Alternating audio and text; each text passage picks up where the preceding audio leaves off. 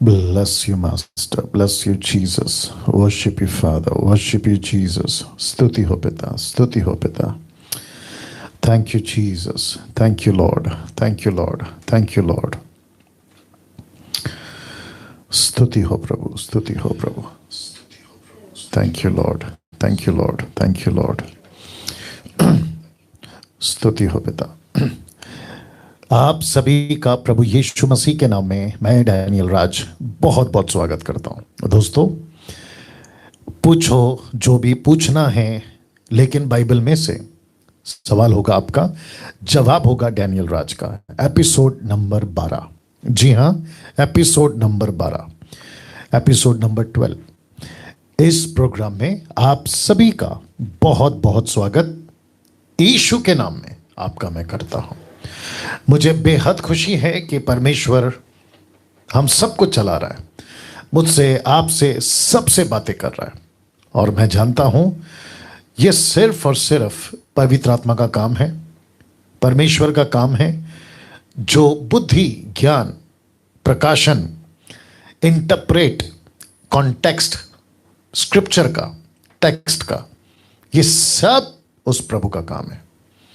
और मुझे काफ़ी मैसेजेस आप लोगों के, रिस्पॉन्स आप लोगों के आते हैं, जिसके चलते मैं समझता हूं कि परमेश्वर की, मसीह की देह, यीशु की कलीसिया मजबूत हो रही है, परिपक्व हो रही है, मैच्योर हो रही है।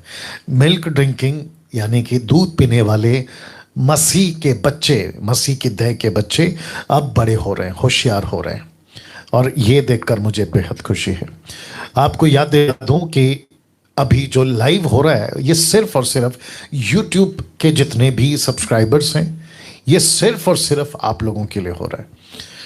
इसकी एडिट वीडियो, जो आज का प्रोग्राम होगा, क्वेश्चन आंसर जो आप लोग करेंगे, क्वेश्चन करेंगे, उसका जवाब दिया जाएगा। इसकी एडिट वीडियो एडिट होकर आप लोगों को एक एक प्रश्न का उत्तर के साथ अलग से अपलोड होगी, जो आप लोग जानते हैं। फेसबुक वाले जितने भी दर्शक हैं, मसीह मंथन या फिर साथ ही साथ मेरी मिनिस्ट्री GMT, और साथ ही साथ जितने फेसबुक पे मुझे फॉलो करते हैं, आप लोग जो सुनते हैं, वो सभी शिफ्ट हो गए होंगे यूट्यूब पर। ऐसी आप लोगों से मैं अपेक्षा करता हूँ, आशा रखता हूँ। मुझे बता दीजिए यूट्यूब पर अभी क्या है। ओके, तो आप लोग जुड़ते चले जाएं, क्योंकि 8 बज चुके हैं और आज का जो प्रोग्राम है वो भी स्टार्ट हो चुका है। कुछ चीज़ें आपके बीच में रख देता हूं, जो आपको प्रश्न पूछने से पहले ध्यान रखना होता है, उन बातों को आपके बीच में बताता चलूं। जी हाँ, thank you Lord, thank you Lord Jesus. Yeah.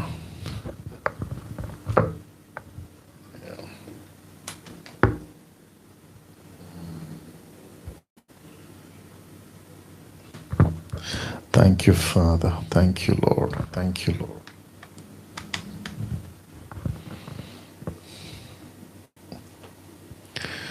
जी, इसको सेट कर देते हैं और आप लोग जल्दी जल्दी कनेक्ट हो जाएं। उसके बाद आपके बीच में जो बातें रखनी हैं, जो आप लोग प्रश्न पूछते हैं, वो ये हैं। सबसे पहले आपको जो बातें ध्यान रखनी है, प्रश्न को स्पष्ट कर लें या लिख कर रखें। ये हमेशा आप याद रखें, क्योंकि आप लोग जब सवाल करते हैं तो आपको पता होना चाहिए कि आपने क्या सवाल किया, ठीक है ना। तो उसके मुताबिक आप सभी को जो है ध्यान रखना है। दूसरा, प्रश्न पूछने से पहले आप अपनी जगह में शांति बनाए रखें, और अभी मैं समझता हूँ शांति बनी होगी, क्योंकि फेसबुक वालों की ज़्यादा दिक्कत है। वो क्या करते हैं, हाइस कम कर देना वहाँ से। फेसबुक वाले क्या करते हैं, प्रोग्राम को जो लाइव होता है उसको भी अपने टैब, लैपटॉप या दूसरे फ़ोन से चालू रखते हैं, ऑन रखते हैं, और फिर प्रश्न पूछते हैं। तो जिसके चलते ये होता है कि आवाज़ डबल आती है। बट फिर यूट्यूब में ये दिक्कत नहीं होगी, ऐसी आशा कर रहा हूँ, ठीक है ना। तो ये ध्यान रखें।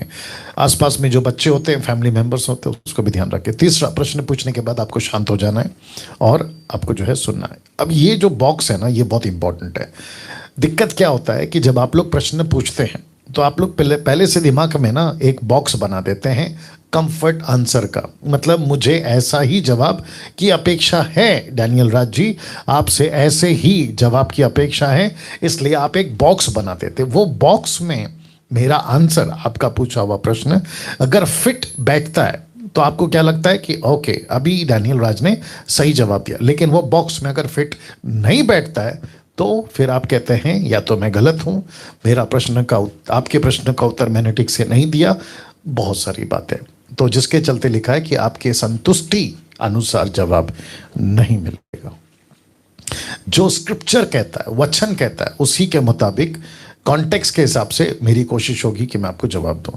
जिस नंबर पे आपको कॉल करना है ये वो नंबर है, एक है लोकल और दूसरा है इंटरनेशनल कॉल के लिए ये दूसरा नंबर। तो मैं समझता हूं कि अभी हम पहला फोन लेना चाहेंगे। जी अपना प्रश्न पूछिए। पास्टर जी जय मसीह। या जय मसीह। मेरा क्वेश्चन आपसे मत्ती तीसरा चैप्टर वर्ष 11 से है जी। यहाँ पर यूहन्ना बपतिस्मा देने वाला वो था जो मेरे पास आने वाला है, वो तुम्हें पवित्र आत्मा और आग से बपतिस्मा देगा। जी तो पास्टर जी बहुत से बड़े बड़े सेवक इस वचन का सहारा लेकर अपनी कलीसिया को सिखा रहे हैं कि पवित्र आत्मा वाला बपतिस्मा तो तुम्हें मिल गया, डुबकी वाला जी, अब तुम्हें पवित्र आत्मा की आग वाला बपतिस्मा मिलेगा। और तो वो पास्टर जी बोलते हैं तुम्हारे ऊपर आग उतर रही है, तुम्हें दूसरा बपतिस्मा मिल रहा है। तो पास्टर जी प्लीज आप इस वचन को एक्सप्लेन कीजिए, जो मसीहियत गलत शिक्षा में पड़ी है वो आपके माध्यम के द्वारा सुधर जाए पास्टर जी, और सभी को सही शिक्षा मिलने पाए पास्टर जी। जी बिल्कुल बिल्कुल बिल्कुल। और आपका नाम अभय है? जी पास्टर जी। थैंक यू अभय, लाइन में बने रहें। ओके जितने दर्शक हैं मसीह दर्शक, आप लोग कम से कम 300 के ऊपर अभी लोग जुड़ चुके हैं। रिक्वेस्ट करता हूं कि बड़ी तादाद में जल्दी जल्दी आते चले जाएं, ठीक है ना?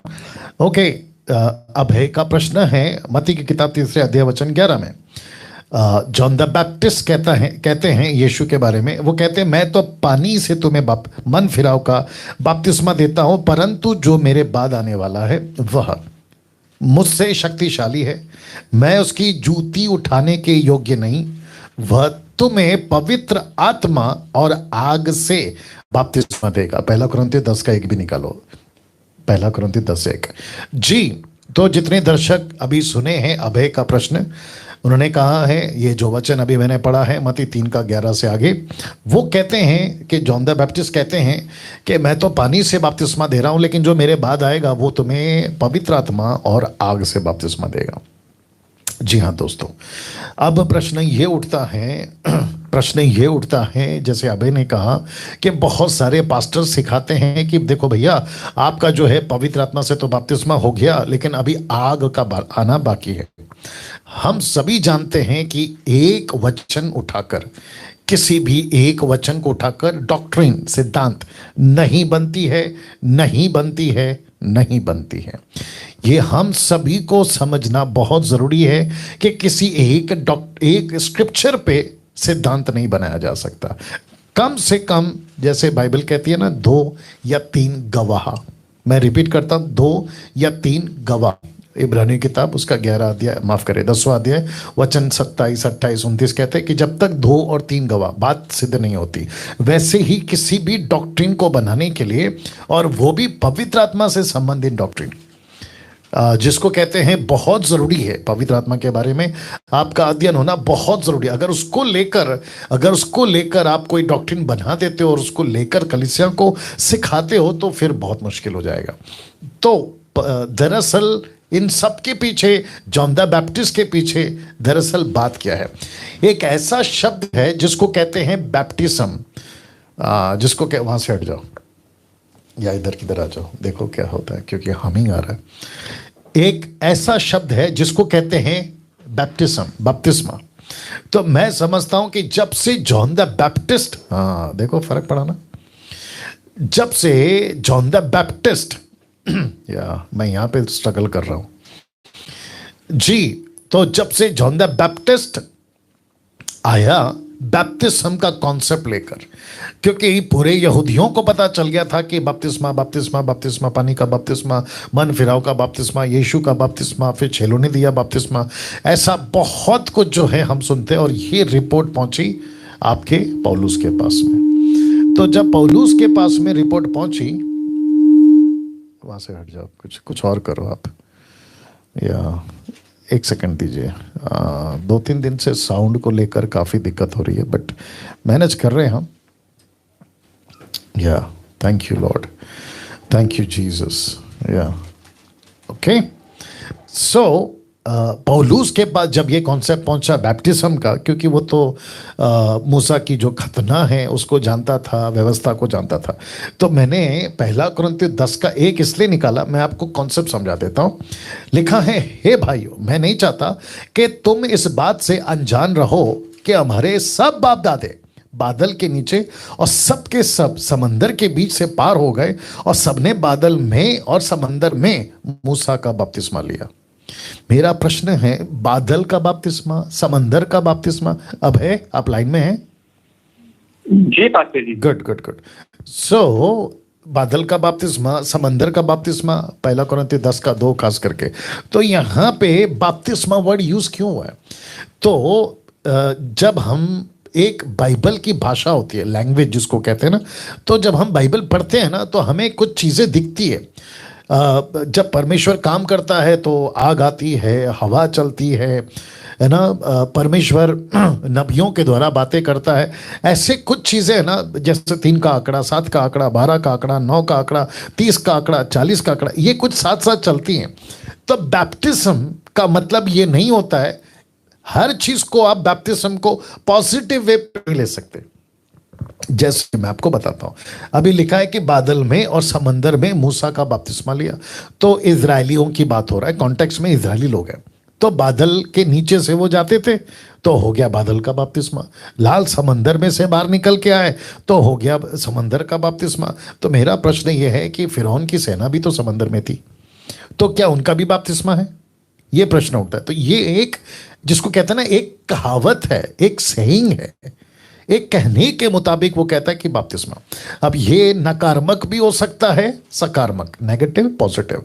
तो जब जॉन ने कहा, जॉन द बैप्टिस्ट ने कहा कि मैं तो पानी से दे रहा हूं, लेकिन जो मेरे बाद आएगा, फिर वो पहला क्या कहता है? शक्तिशाली है। फिर क्या कहता है? जूती नहीं उठा सकता, इतना महान है वो, तुमको पानी से, माफ करे, पवित्र आत्मा से बपतिस्मा देगा और आग से बपतिस्मा देगा। चलो एक काम करते हैं अभय, अगर आप सुन रहे हैं और जितने दर्शक 500 के ऊपर, आपको भी बताता चलूं कि सोचते हैं, ले लेते हैं, जैसे आजकल सिखा रहे वैसा ले लेते हैं। आग का बपतिस्मा का जिक्र अगर है तो फिर प्रश्न उठता है कि चेलों ने पेंतिकोस के दिन को छोड़ बाकी कहीं पे भी आग को नीचे उतारा या ये प्रश्न उठता है। चेलों को छोड़िए, यीशु ने कहीं पे भी पेंतिकोस के दिन छोड़कर, मतलब प्रेरितों का दूसरा अध्याय छोड़कर, कहीं पे भी आग उतारा? या पौलुस ने किसी पे हाथ रखा, क्या उनके ऊपर आग आया? छोड़ो आग, लिटरली आग, जो नेचुरल आग होता है ना, फायर, उसको भी छोड़िए। क्या कहीं पे भी पतरस के मुंह से, पौलुस के मुंह से, फिलिप के मुंह से, स्टीफन के मुंह से, या फिर उसके पहले उसके बाद के जितने भी चेले, किसी ने भी कहा लेट द फायर कम, अग्नि आ, अग्नि आ? जैसे आजकल बहुत सारे पेंटिकॉस्टल कैरिस्मेटिक में अग्नि भेज, अग्नि भेज, अग्नि अग्नि अग्नि अग्नि, आग आग आग आग, फायर फायर फायर, ऐसा बहुत सारा गीत बनता है और गीत गाते हैं, और गाते वक्त में खूब तालियां बजती हैं, ढोल बजते हैं, बॉडी शेकिंग होती है, नीचे गिरते हैं, उठा पटक होता है, पास्टर भी नीचे गिर जाता है, बहुत कुछ चलता है। तो क्या ऐसा कुछ जीसस ने, पीटर ने, फिलिप ने कहीं कुछ किया है? स्क्रिप्चर में कहीं पे भी आता है? नहीं आता। तो अब है, आपने बिल्कुल ठीक कहा, बात करिए। तो पंजाब के अंदर या फिर बाकी और भी कई जगहों पे ये एक्टिविटीज चलती है, तो ये टोटल गलत है। तो जिस आग की बात जॉन द बैप्टिस्ट ने की, क्योंकि आग सिर्फ एक ही जगह पे पता चलती है, और वो कौन सी आग है? नरक की। और फिर बाइबल क्या कहती है कि यीशु को दिया हक, यीशु को दिया है अधिकार, किसको आग में डाले, मतलब किसको नरक में डाले। और यीशु ने तो बहुत बार बोला है, मैं चाहूं तो तुमको नरक में डाल सकता हूं, मैं चाहूं तो तुमको बचा सकता हूं। यीशु ही है ना वो अधिकार। तो आग का बपतिस्मा मतलब नरक का आग का बपतिस्मा, पवित्र आत्मा का आग नहीं। या अभय? जी, yeah okay, thank you so much pastor जी। Yeah God bless you Abhay, God last bless. Question pastor जी, लास्ट क्वेश्चन पास्टर जी। जी जी, बोलिए बोलिए बोलिए। पास्टर जी, क्या एक स्त्री जीन्स पहन सकती है पास्टर जी? बिल्कुल पहन सकती है, कोई दिक्कत नहीं है। जी। हाँ, मैं आपको बताता हूं क्यों, ठीक है, लाइन पे बने रहे। अभय का दूसरा प्रश्न है, क्या एक महिला, स्त्री, लड़की जीन्स पहन सकती है? जी हाँ, पहन सकती है। मैं आपको बताता हूं क्यों। देखिए, माफ करें, मत्ती की किताब उसका 28 का 18 निकालना, मत्ती 28 का 18। मैं आपको कॉन्सेप्ट समझा देता हूं। बहुत सारे लोग ओल्ड टेस्टमेंट का एक वचन है, कहते हैं कि पुरुष का कपड़ा स्त्री ना पहने, स्त्री का कपड़ा पुरुष ना पहने, ये कॉन्सेप्ट है। बट वो यहूदियों के लिए, हमें फ्रेम समझने आ चाहिए। फ्रेम समझते हैं किसके लिए लिखा है, किसको लिखा है, कब तक के लिए लिखा है, क्या वो आज लागू होता है, इसको कहते हैं फ्रेम। फ्रेम समझते हैं, यहूदी का फ्रेम, अन्य जातियों का फ्रेम। तो वो कॉन्सेप्ट को मैं बता चुका हूं, लेकिन आप लोग उसका ध्यान रखें। तो यहां पे क्या लिखा है, मत्ती 28 का 18, यीशु ने उनके पास आकर कहा, स्वर्ग और पृथ्वी का सारा अधिकार मुझे दिया गया है, इसलिए तुम जाओ। कहां जाओ? अब जरा देखिए, लिखा है सब जातियों के लोगों को चेला बनाओ। तो यीशु ने, देख लीजिए, यीशु ने कहां भेजा? सब जातियों में। जब सब जातियों के, प्रकाशित वाक्य 5 का 7, प्रकाशित वाक्य 5:7 याद रखना। तो जब यीशु ने चेलों को कहा कि सब जातियों में जाओ, तो प्रश्न क्या है? सब जातियों में जाना। जातियों को क्या कहते हैं इंग्लिश में? Go two nations. Go two nations. जब नेशंस की बात होती है ना, राष्ट्रों की बात होती है, तो राष्ट्रों में, दीजिए प्रकाशित वाक्य 5 का 7, जब राष्ट्रों में जाते हैं तो आपको 4 कैटेगरी के लोग मिलते हैं। या ओके ओके ओके, हाँ, प्रकाशित वाक्य 5 का 9, 7 नहीं 9, लिखा है, वे ये नया गीत गाने लगे, तू इस पुस्तक के लेने उसकी मोहर खोलने के योग्य क्यों तूने वध होकर अपने लहू से हर कुल भाषा लोग जाति। तो यहां पे टोटल 4 है, कुल भाषा लोग जाति। तो मैं समझता हूं कि जब यीशु कहता है गो टू द नेशंस, तो इसका मतलब है, लूका की किताब 10 का 7 निकालना, इसका मतलब है कि जब हम जातियों में जाते हैं तो हर कल्चर के लोग मिलते हैं। राइट अभय? हर कल्चर के लोग मिलते हैं। अभय आप सुन रहे हैं? हर कल्चर के लोग मिलते हैं। तो जब आपको कल्चर के लोग मिलते हैं तो वो बुर्खा पहनते हैं, जीन्स पहनते हैं, सलवार कमीज पहनते हैं, गोवंश लोग स्कर्ट टॉप पहनते हैं। ये कल्चर है, ये सबकी अपनी अपनी पास्ट भूमि है, उनका अपना अपना रहन सहन है। अब देखो, लूका की किताब 10 का 7 में यीशु ने क्या कहा?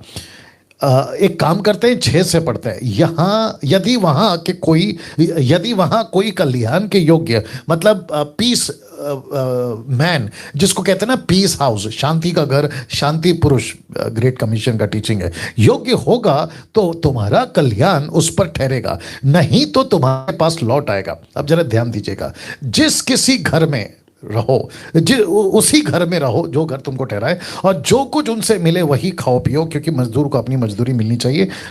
घर घर ना फिरना। इसका मतलब क्या है? जिस कल्चर में जाओ, उस कल्चर को तुमको क्या करना है? अपनाना है। उस कल्चर को तुम्हें क्या करना है? ले लेना है। उनके साथ में पौलुस कहता है, आई थिंक पहला कुरिन्थियों में पौलुस कहता है, मैं यहूदियों के लिए यहूदी बन गया, यूनानियों के लिए यूनानी बन गया, मैं उनके जैसे बन गया। क्यों? मकसद एक ही है, ताकि उनका उद्धार करा दूं। सी, तो मैं समझता हूं कि जीन्स, बहुत सारे प्रीचर्स कहते हैं जीन्स कैसे पहन लिया। अभी मैं जो बैठा हूं ना, मैं आपको नहीं बता सकता, मैं जो अभी बैठा हूं, मैं जीन्स पहन के बैठा हूं। बीच में मुझे लगता है कल किसी ने, हालांकि मेरे को किसी के कमेंट्स का इशू नहीं बनाना है, बट बात निकली है इसलिए बता रहा हूँ। कुछ लोग कहते हैं कि आपका कपड़ा ऐसा है, कुछ लोग कहते हैं आपके बाल ऐसे हैं। मेरी बात कर रहा हूँ, डैनियल राज की। कुछ लोग कहते हैं कि आप टैब यूज़ करते हैं, कुछ लोग कहते हैं कि आपका घर जो है, मतलब ये जो शूटिंग रूम है, ये बहुत हाई फाई है, पॉश है। अरे भाई, क्या दिक्कत है ना? इसको कहते हैं ना कि आपके अंगूर का फल खट्टा निकला, तो आपने दूसरे का जो अंगूर का फल था उसको मीठा निकला, आपको अच्छे से पता है, तो आपने क्या कहा? अरे इसका मत खाओ, ये तो बेकार फ्रूट है, मतलब फल है। जब तुम्हारा खट्टा निकल रहा है तो तुमने दूसरे का खराब बोलना शुरू कर दिया। ये तो नेचर है, मैं जानता हूँ। मेरी जो क्या कहते हैं ना, घर में जो बच्चे हैं वो भी जीन्स पहनते हैं। जीन्स पहनने से, कपड़ा पहनने से, आप देखिए, थोड़ा लंबा हो जाएगा अभय, फिर भी बता देता हूँ।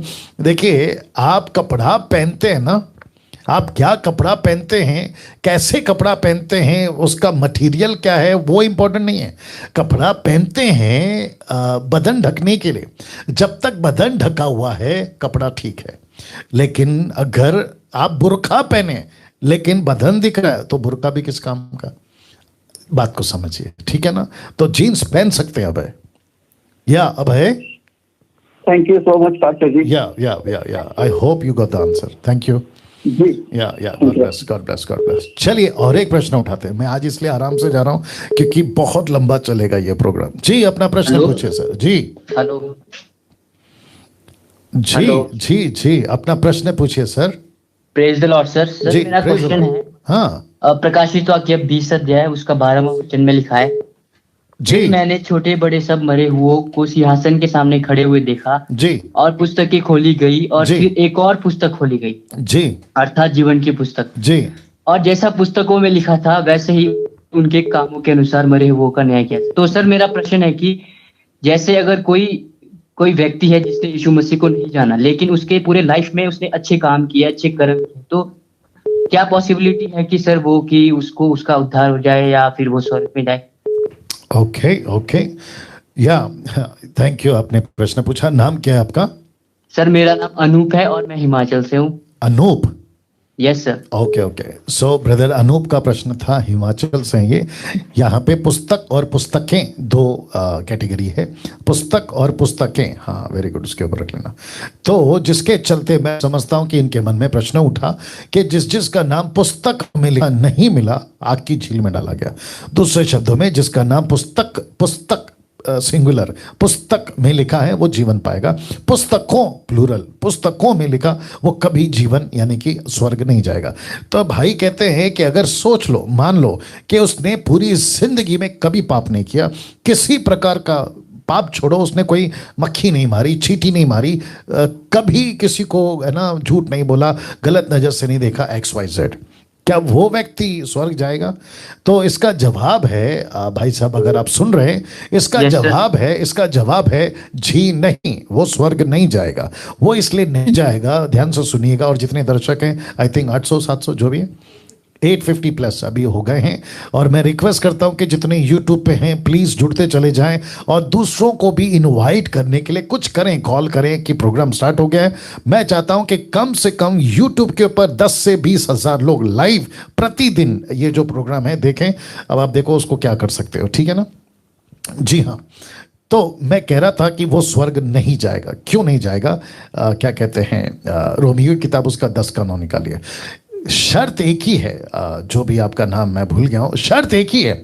शर्त यहां है, रोमियो की किताब उसका 10 का 9 के हिसाब से मैं आपके लिए पढ़ देता हूं। लिखा है कि यदि तू अपने मुंह से यीशु को प्रभु जानकर अंगीकार करे, अपने मन से विश्वास करे कि परमेश्वर ने उसे मरे हुओं में से जिलाया, तो अब जरा शब्द दीजिएगा ध्यान, शब्द पे ध्यान दीजिएगा। लिखा है तो तू निश्चय उद्धार पाएगा। तो ये जो शब्द है ना, देन, THEN, देन, तो इसका मतलब है कि पहला कुछ नहीं हुआ तो दूसरा नहीं होगा, ये नहीं है तो वो नहीं होगा। तो इसका मतलब क्या है?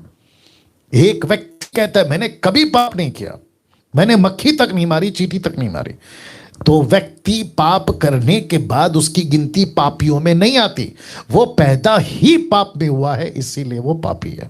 तो मैं समझता हूं कि भाई साहब आप समझ गए होंगे, आपको जवाब मिल गया होगा। वो पक्का नरक जाएगा अगर उसने यीशु को स्वीकार नहीं किया। Right sir? यस आपको इसके सर। एक और मैं बोलना चाहूंगा सर, बहुत लोग देख रहे हैं जी सर, मैं आपके YouTube से आपके सर टीचिंग से बहुत बहुत ब्लेस हुआ हूँ सर। जी लोगों ने तो सर लोग तो सिर्फ सुनाते हैं सर वचन, लेकिन आप वचन दिखाते हो सर। और सर लोगों ने सिर्फ दरवाजा दिखाया था सर, आपने पूरा रूम दिखा दिया सर, पूरा रूम क्या एक एक चीज दिखा दिया सर। Amazing sir. और मैं यूथ को बोलना चाहूंगा, जितने भी यूथ्स है सबको मैं ये बोलना चाहूंगा कि एक ही यूट्यूब में सिर्फ और सिर्फ एक ही चैनल है, वो है डैनियल राज। इसके अलावा आपको कहीं नहीं भटकना है, आपको कहीं कुछ नहीं करना है, आपको एक ही वचन है। और सर आपका जो स्टाइल है सर प्रेजेंटेशन के साथ, अमेजिंग सर, अमेजिंग, बहुत अच्छा sir. Thank you sir, thank you sir, thank you. ये आपका बड़प्पन है, इसके आगे मैं कुछ नहीं बोलूंगा। लेकिन जब ये भाई साहब बात कर रहे थे, कह रहे थे कि एक ही यूट्यूब चैनल है, उसके पीछे उनका मकसद है। और मैं आपको बता दूं कि मकसद क्या है, मेरे को भी जो समझ में आ रहा है। देखिए, एक होता है ना बिग बाजार। बिग बाजार क्यों कहते हैं, या डी मार्ट किसको कहते हैं, दूसरा क्या नाम है और क्या बता, बिग बाजार, डी मार्ट, और क्या होता है, या जो भी है, क्या है, बिग बास्केट है, और दूसरा क्या है जो आप लोग जाते हैं वो क्या है, स्टार बाजार। बिग बाजार, स्टार बाजार, ये एक ही जगह पे या एक ही बिल्डिंग में या एक ही फ्लोर में आपको नमक शक्कर से लेके क्या कहते हैं ना, मशीनों की चीजें, मतलब A to Z। आपको एक ये बताता हूँ, अमेजोन का ये बताओ, सिंबल बताओ, अमेजोन का सिंबल अगर आप लोग के पास में बड़ा चाहिए, बड़ा सा चाहिए अमेजोन का सिंबल। अच्छा एक काम करो, ऐसे दिखा दो। मैं आपको, ये भाई ने अभी जो बोला है ना, उसके लिए ये चीज़ को एक्सप्लेन कर रहा हूँ। मुझे पता है कि टाइम निकल रहा है, कोई दिक्कत नहीं, बट कुछ कुछ चीज़ें बहुत ज़रूरी हैं। ये प्लान नहीं था, भाई कॉल करेंगे मुझे मालूम नहीं था, but I appreciate this person. लाओ लाओ, अरे अच्छा अभी चेंज हो गया है, ओके।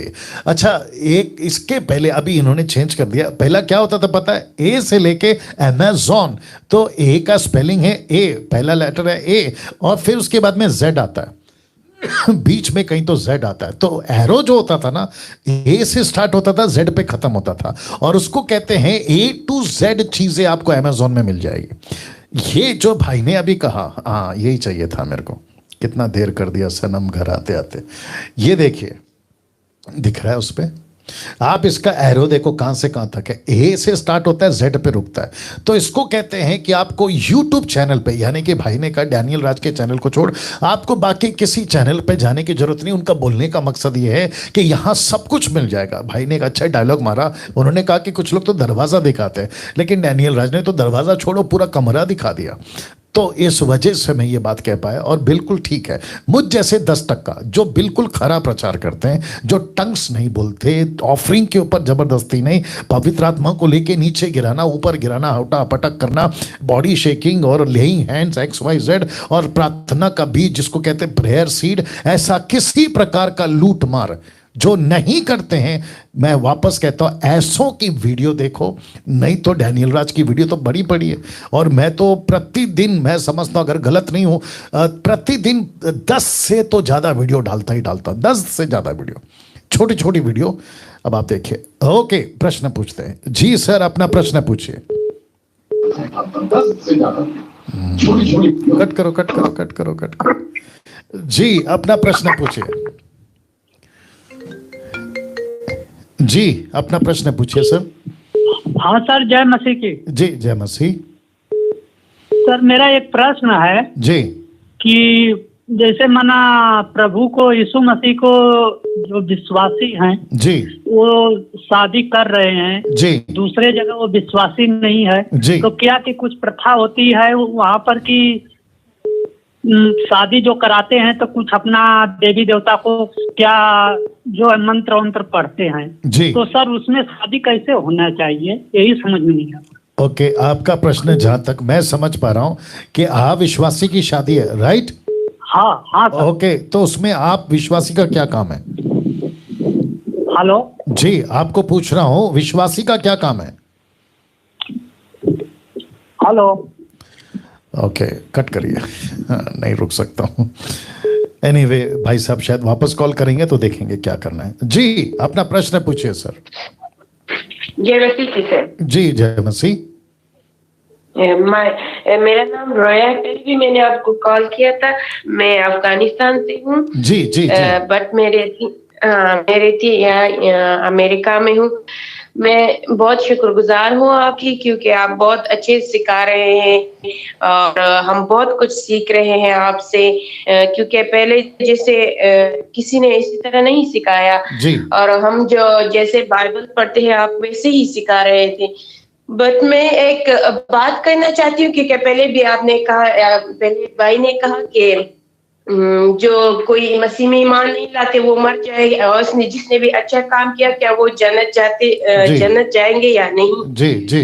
और आपने कहा कि नहीं, क्योंकि सब गुनाह में पैदा हुए और जब मर जाते तो जहन्नम जाते। यही सवाल सारे मुस्लिम लोग कहते हैं कि जब आप लोग कहते हैं कि मसीह हमारे गुनाहों के लिए सलीब पे चढ़ा हुआ है और वो उसने हमारे गुनाह अपने कंधों पे लिया है, बट कोई इसके जवाब नहीं दे सकते क्योंकि सब इसमें अटक जाते हैं और फेल हो जाते हैं, क्योंकि ये मसीह जो है वो हमारे इस गुनाह के लिए नहीं मरा जो हम रोज जो कोई झूठ बोलता है या वगैरह वगैरह, वो उसी गुनाह के लिए मरा है जो आदम ने किया, क्योंकि आदम पहले खुदा के साथ गुनाह जो उसने नहीं किया, पहले खुदा के साथ डायरेक्ट राब्ता था, उसकी डायरेक्ट बात करता था। जब उसने गुनाह किया तो वो राब्ता खत्म हुआ क्योंकि दरमियान में गुनाह आया और हमारी बात खुदा से डायरेक्ट नहीं हुई।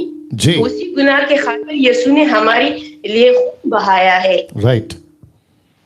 तो सब बट सब कभी मुस्लिम लोग कहते हैं कि नहीं, यीशु की जगह यहूदा को मरवाया है, बट अगर कहते कि यीशु को नहीं मरवाया, अगर खुदा ने यीशु मसीह को बचाना था तो यहूदा को क्यों नहीं बचाया?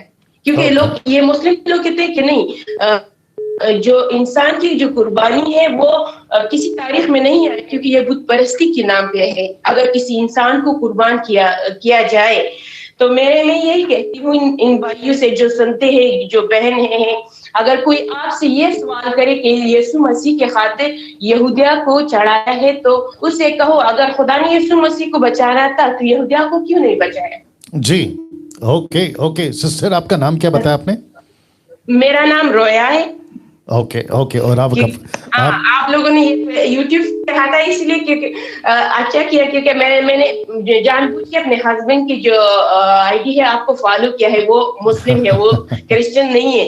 तो आप लोगों ने YouTube पे डाला है तो मैंने कहा चलो अभी कॉल कर लेती हूँ ये बात बताने के लिए। सब लोगों के लिए सवाल जवाब देने के लिए एक पॉइंट है, क्योंकि ये ज्यादा मुस्लिम यही सवाल हमसे करते हैं कि क्यों यीशु मसीह को हमारे गुनाहों के लिए मरा नहीं, वो हमारे झूठ जो बोलते हैं या कोई और बात इसके लिए नहीं मरा, उसी गुनाह के लिए जो आदम ने किया वो राब्ता खत्म हुआ हमारे खुदा के साथ, उस राब्ते को वापस मिलाने के लिए, हमें देने के लिए यीशु मसीह ने खून बहाया है। राइट सिस्टर, मैं जवाब दे रहा हूँ, थैंक यू। और आप लाइन पे बने रहिए।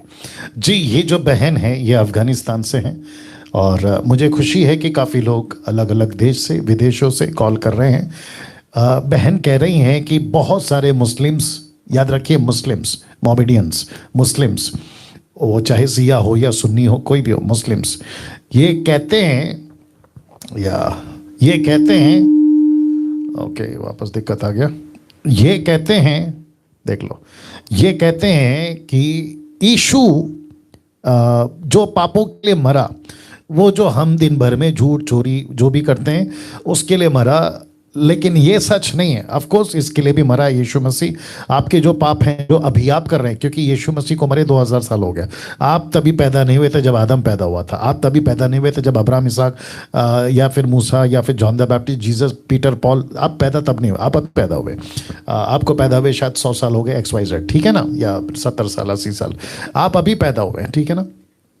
लेकिन आपके पापों की कीमत यीशु मसीह ने, और साथ ही साथ आदम से लेकर यीशु तक, जब तक वो क्रूस पे आखिरी सांस नहीं लिया तब तक के जितने भी इंसान जो पैदा होके मर गए और जो अभी चल रहे हैं, यहां सब ठीक है?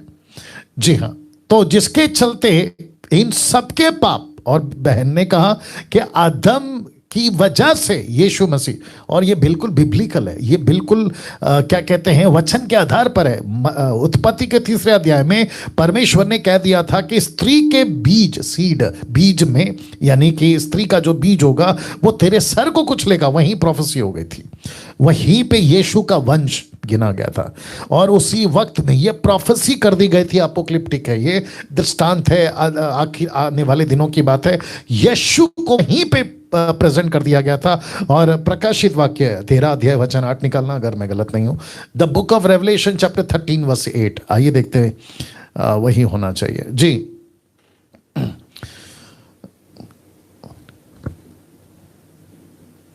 हाँ यही है।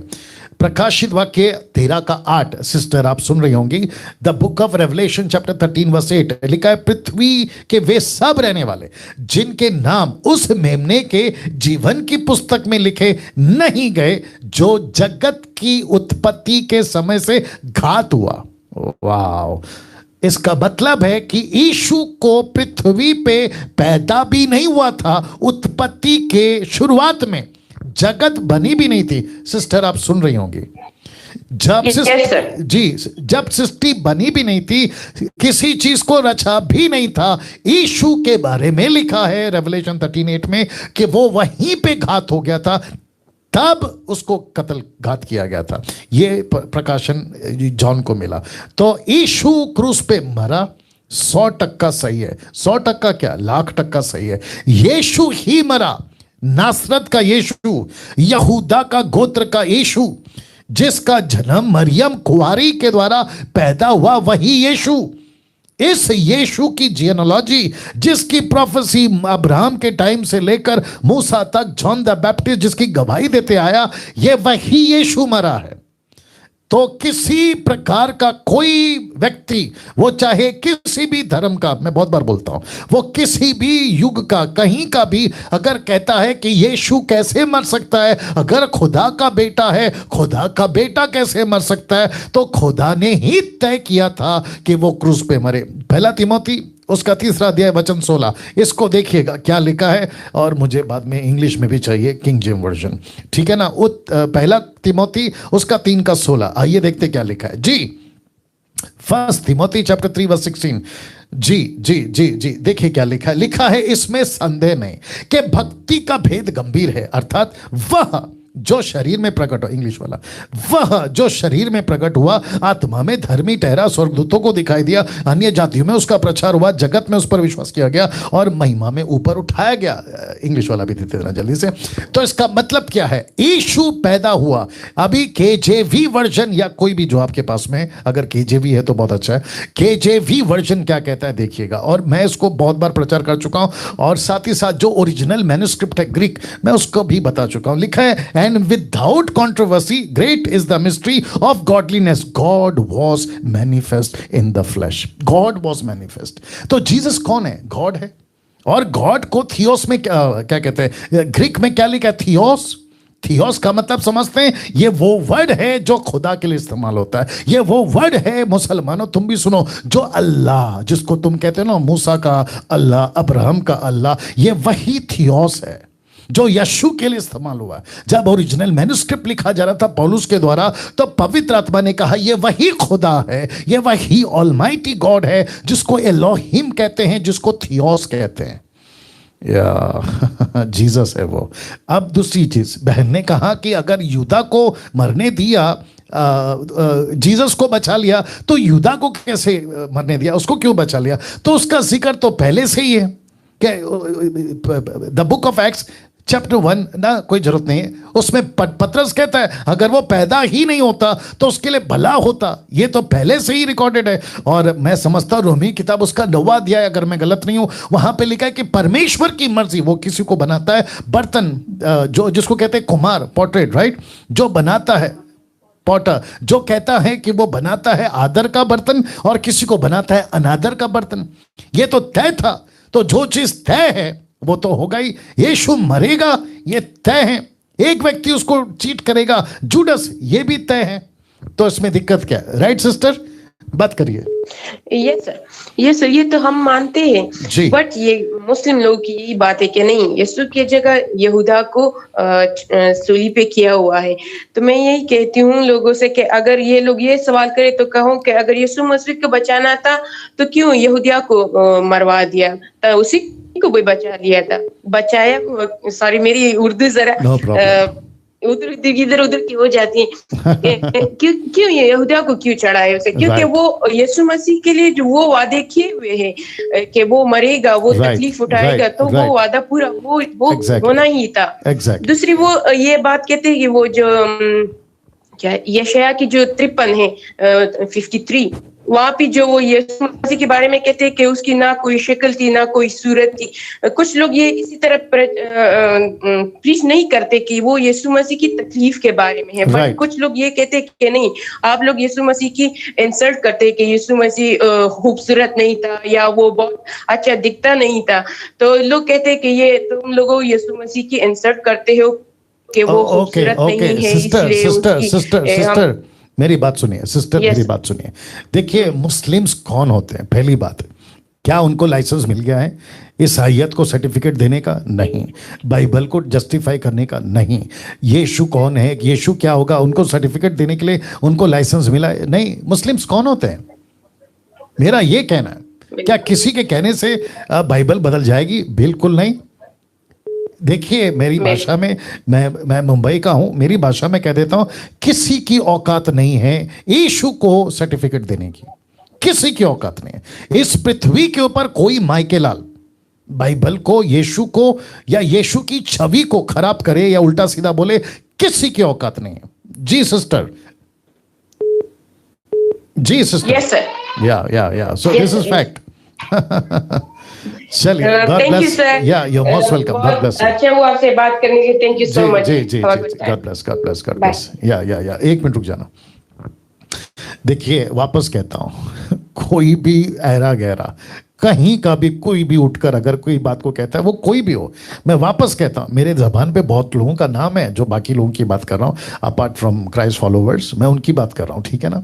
यहां पे है जबान पे नाम, मैं देखता हूं उनकी वीडियो। कभी कहते हैं इनकी बाइबल में ऐसा है, कोई कहता है इनकी बाइबल में वैसा है, कोई कहता है इनका यहोवा ऐसा है, कोई कहता है इनका यीशु ऐसा है।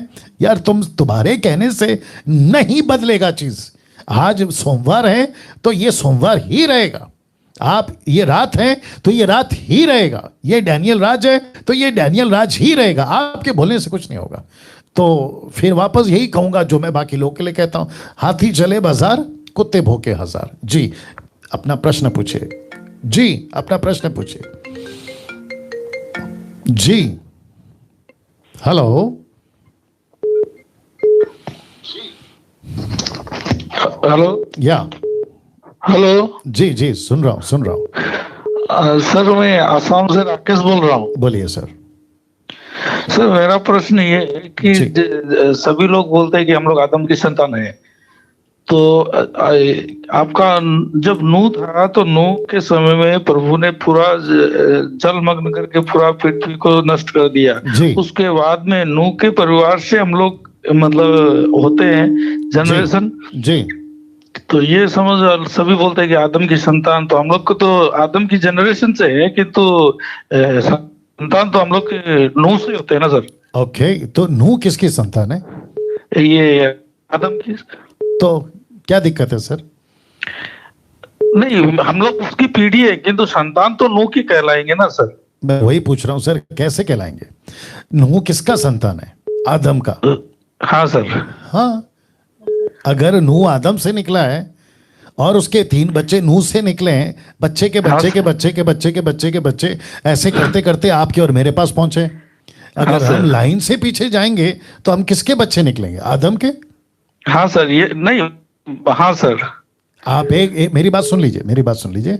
आप एक पेड़ लगाते हो, ठीक है, बहुत सारी डालियां हैं, 10, 12, 15, 50 डालियां हैं।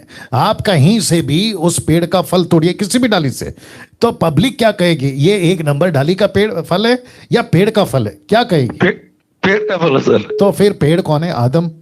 Yes sir. आप और हम क्या है? उसके फल। Yes sir. तो सही है सर। Thank you sir. आपका ये चैनल देख के बहुत दिल में खुशी हो रही है सर। Thank you. बहुत दिन से ट्राई कर रहा हूँ मैं समाज से हूँ सर। अरे वाह वाह, बहुत अच्छा। 3 महीना हुआ, बपतिस्मा हुआ सर। अरे कॉन्ग्रेचुलेशंस और बहुत बहुत स्वागत है मसीह परिवार में। Thank you sir, thank you so much. बने रहिए हमारे साथ। जी, और मसीह मंथन ज्वाइन करिएगा सर। ये इसका विषय में मुझे आता नहीं है कि, तो अभी तो स्टार्ट हुआ ना, तो मैं आपके विषय फिर थोड़ा जानकारी लूंगा कैसे क्या होता है। जी, मैं नंबर बांट दूंगा, आप लोग ले लीजिएगा, ठीक है? Thank you sir. Thank you, most welcome. चलिए, और एक कॉल उठाते हैं। जी, अपना प्रश्न पूछिए। जी, अपना प्रश्न पूछिए सर। हेलो। जी। हेलो। जी मैं सुन रहा हूं, बोलिए। ओके, कट करिए। जी अपना प्रश्न पूछिए।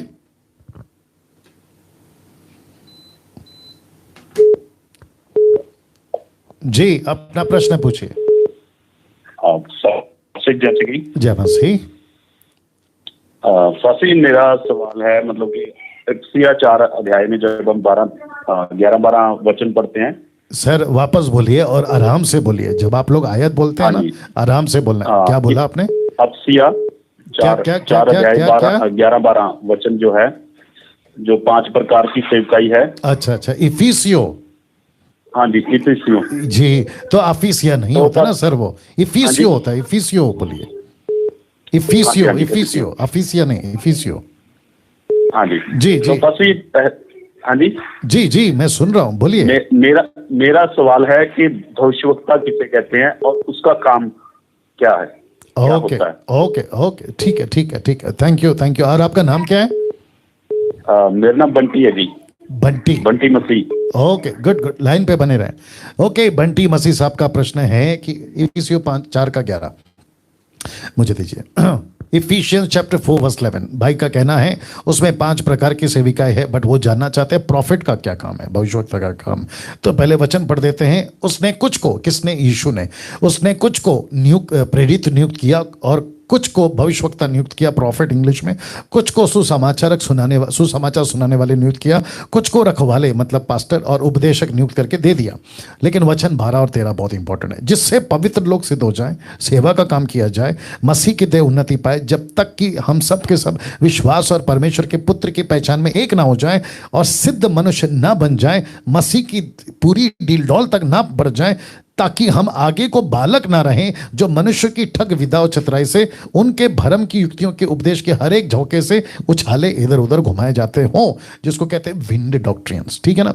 तो भाई का प्रश्न है, बंटी मसीह जी का प्रश्न है, या बंटी मसीह जी का प्रश्न है, प्रॉफिट कौन है, भविष्यवक्ता कौन है और उसका काम क्या है। तो बंटी जी अगर आप लाइन पे बने हुए हैं तो 12 और 13 और 14 ये टोटल कॉन्सेप्ट क्लियर कर देता है कि फाइवफोल्ड मिनिस्ट्री का काम क्या है। लेकिन आपने क्योंकि पूछा है प्रॉफिट, तो ये वो प्रॉफिट जिसका ट्रांसलेशन है प्रॉफिटोस, जिसका मतलब फोर्थ टेलिंग।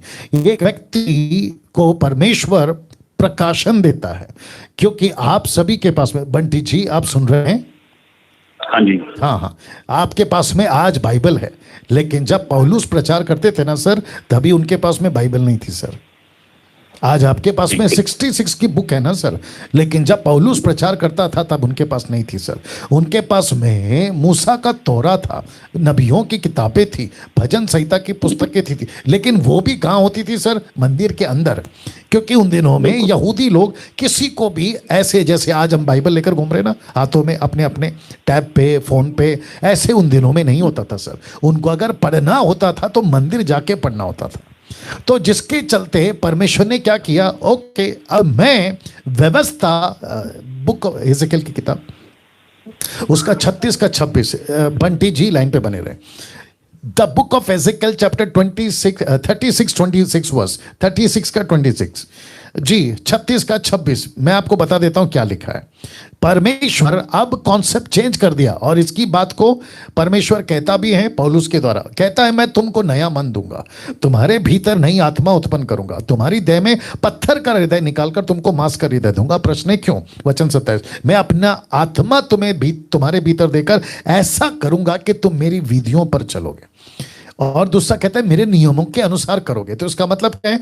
परमेश्वर प्रॉफिट्स को रेस करता है कलीसिया को परफेक्ट करने के लिए, लेकिन वो प्रोफेसी नहीं बंटी जी, वो भविष्यवक्ता नहीं जो ये कहता है कि तुम अमेरिका जाओगे। ऐसे प्रॉफिट वाले की बात नहीं कर रहे हैं जो कहता है कि आपकी गाड़ी का नंबर प्लेट यही है, आपका मोबाइल नंबर ऐसा ऐसा, आपका डेट ऑफ बर्थ ऐसा, आपके 10 बच्चे 12 अरे ये नहीं है सर, ये वो नहीं है। ये वो है जो कलीसिया को ठीक करते हैं, और जिसके चलते पौलुस कहता है, मैं थोड़ा सा और बोल देता हूं, पहला कुरिन्थियों उसका 23 निकालना, 14 का 23 first Corinthian 14:23। I hope so, या ओके। वचन 23 से ही पढ़ते हैं, अंत यदि कलीसिया एक जगह इकट्ठी हो और सबके सब अन्य भाषाएं यानी कि ग्लोसा नॉट जिब्रिश अन्य भाषाएं बोलें और बाहर वाले या अविश्वासी लोग भीतर आ जाएं तो क्या वे तुम्हें पागल ना कहेंगे? अभी वचन 24, परंतु यदि सब भविष्यवाणी करने लगे और कोई अविश्वासी या बाहर वाला मनुष्य भीतर आ जाए तो सब दोषी ठहरा देंगे और परख लेंगे और उसके मन के भेद प्रकट हो जाएंगे और तब वह मुंह के बल गिरकर परमेश्वर को दंडवत करेगा और मान लेगा कि सचमुच परमेश्वर तुम्हारे बीच में। तो प्रोफेसी का काम है एक व्यक्ति को कन्विक्ट करना कि तुम्हारे जीवन में ये पाप है, ये पाप है, ये पाप है। आजकल की जो प्रोफेसी है बंटी जी, आजकल तो पूरा उल्टा चल रहा है कि आपको पैसे कहां से मिलेंगे, आशीष कहां से मिलेंगे। लेकिन पौलुस के टाइम पे ये प्रोफेसी नहीं होती थी सर जी। I hope you got the answer. हाँ जी बिल्कुल पसी या एक और इसी में मतलब कि जो फर्स्ट है जो प्रेरित का सेवकाई दिया गया जी। तो आज जैसे मतलब कि भविष्यवक्ता अपने प्रॉफिट जो भी अपने आगे लगाते हैं आज कुछ लोग जी, ठीक है, तो टीचर भी लगाते हैं आजकल जी, ठीक है।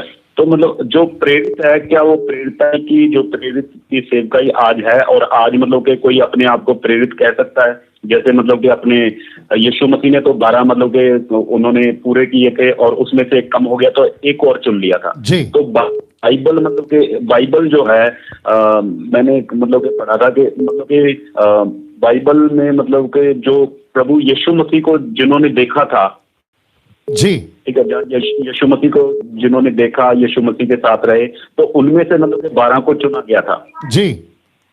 तो जिसमें से कम हो गया था उसके बाद फिर मतलब कि उनका चुनाव हुआ जी। तो मतलब कि वो कंप्लीट हो गया। तो आज मतलब कि क्या प्रेरित की सेवकाई है आज और लगा सकता है कोई मतलब कि कोई परमेश्वर का दास अपने आगे ओके मैं समझ गया बंटी जी, लाइन में बने रहे। नाउ बंटी जी का दूसरा, कितने लोग हैं अभी?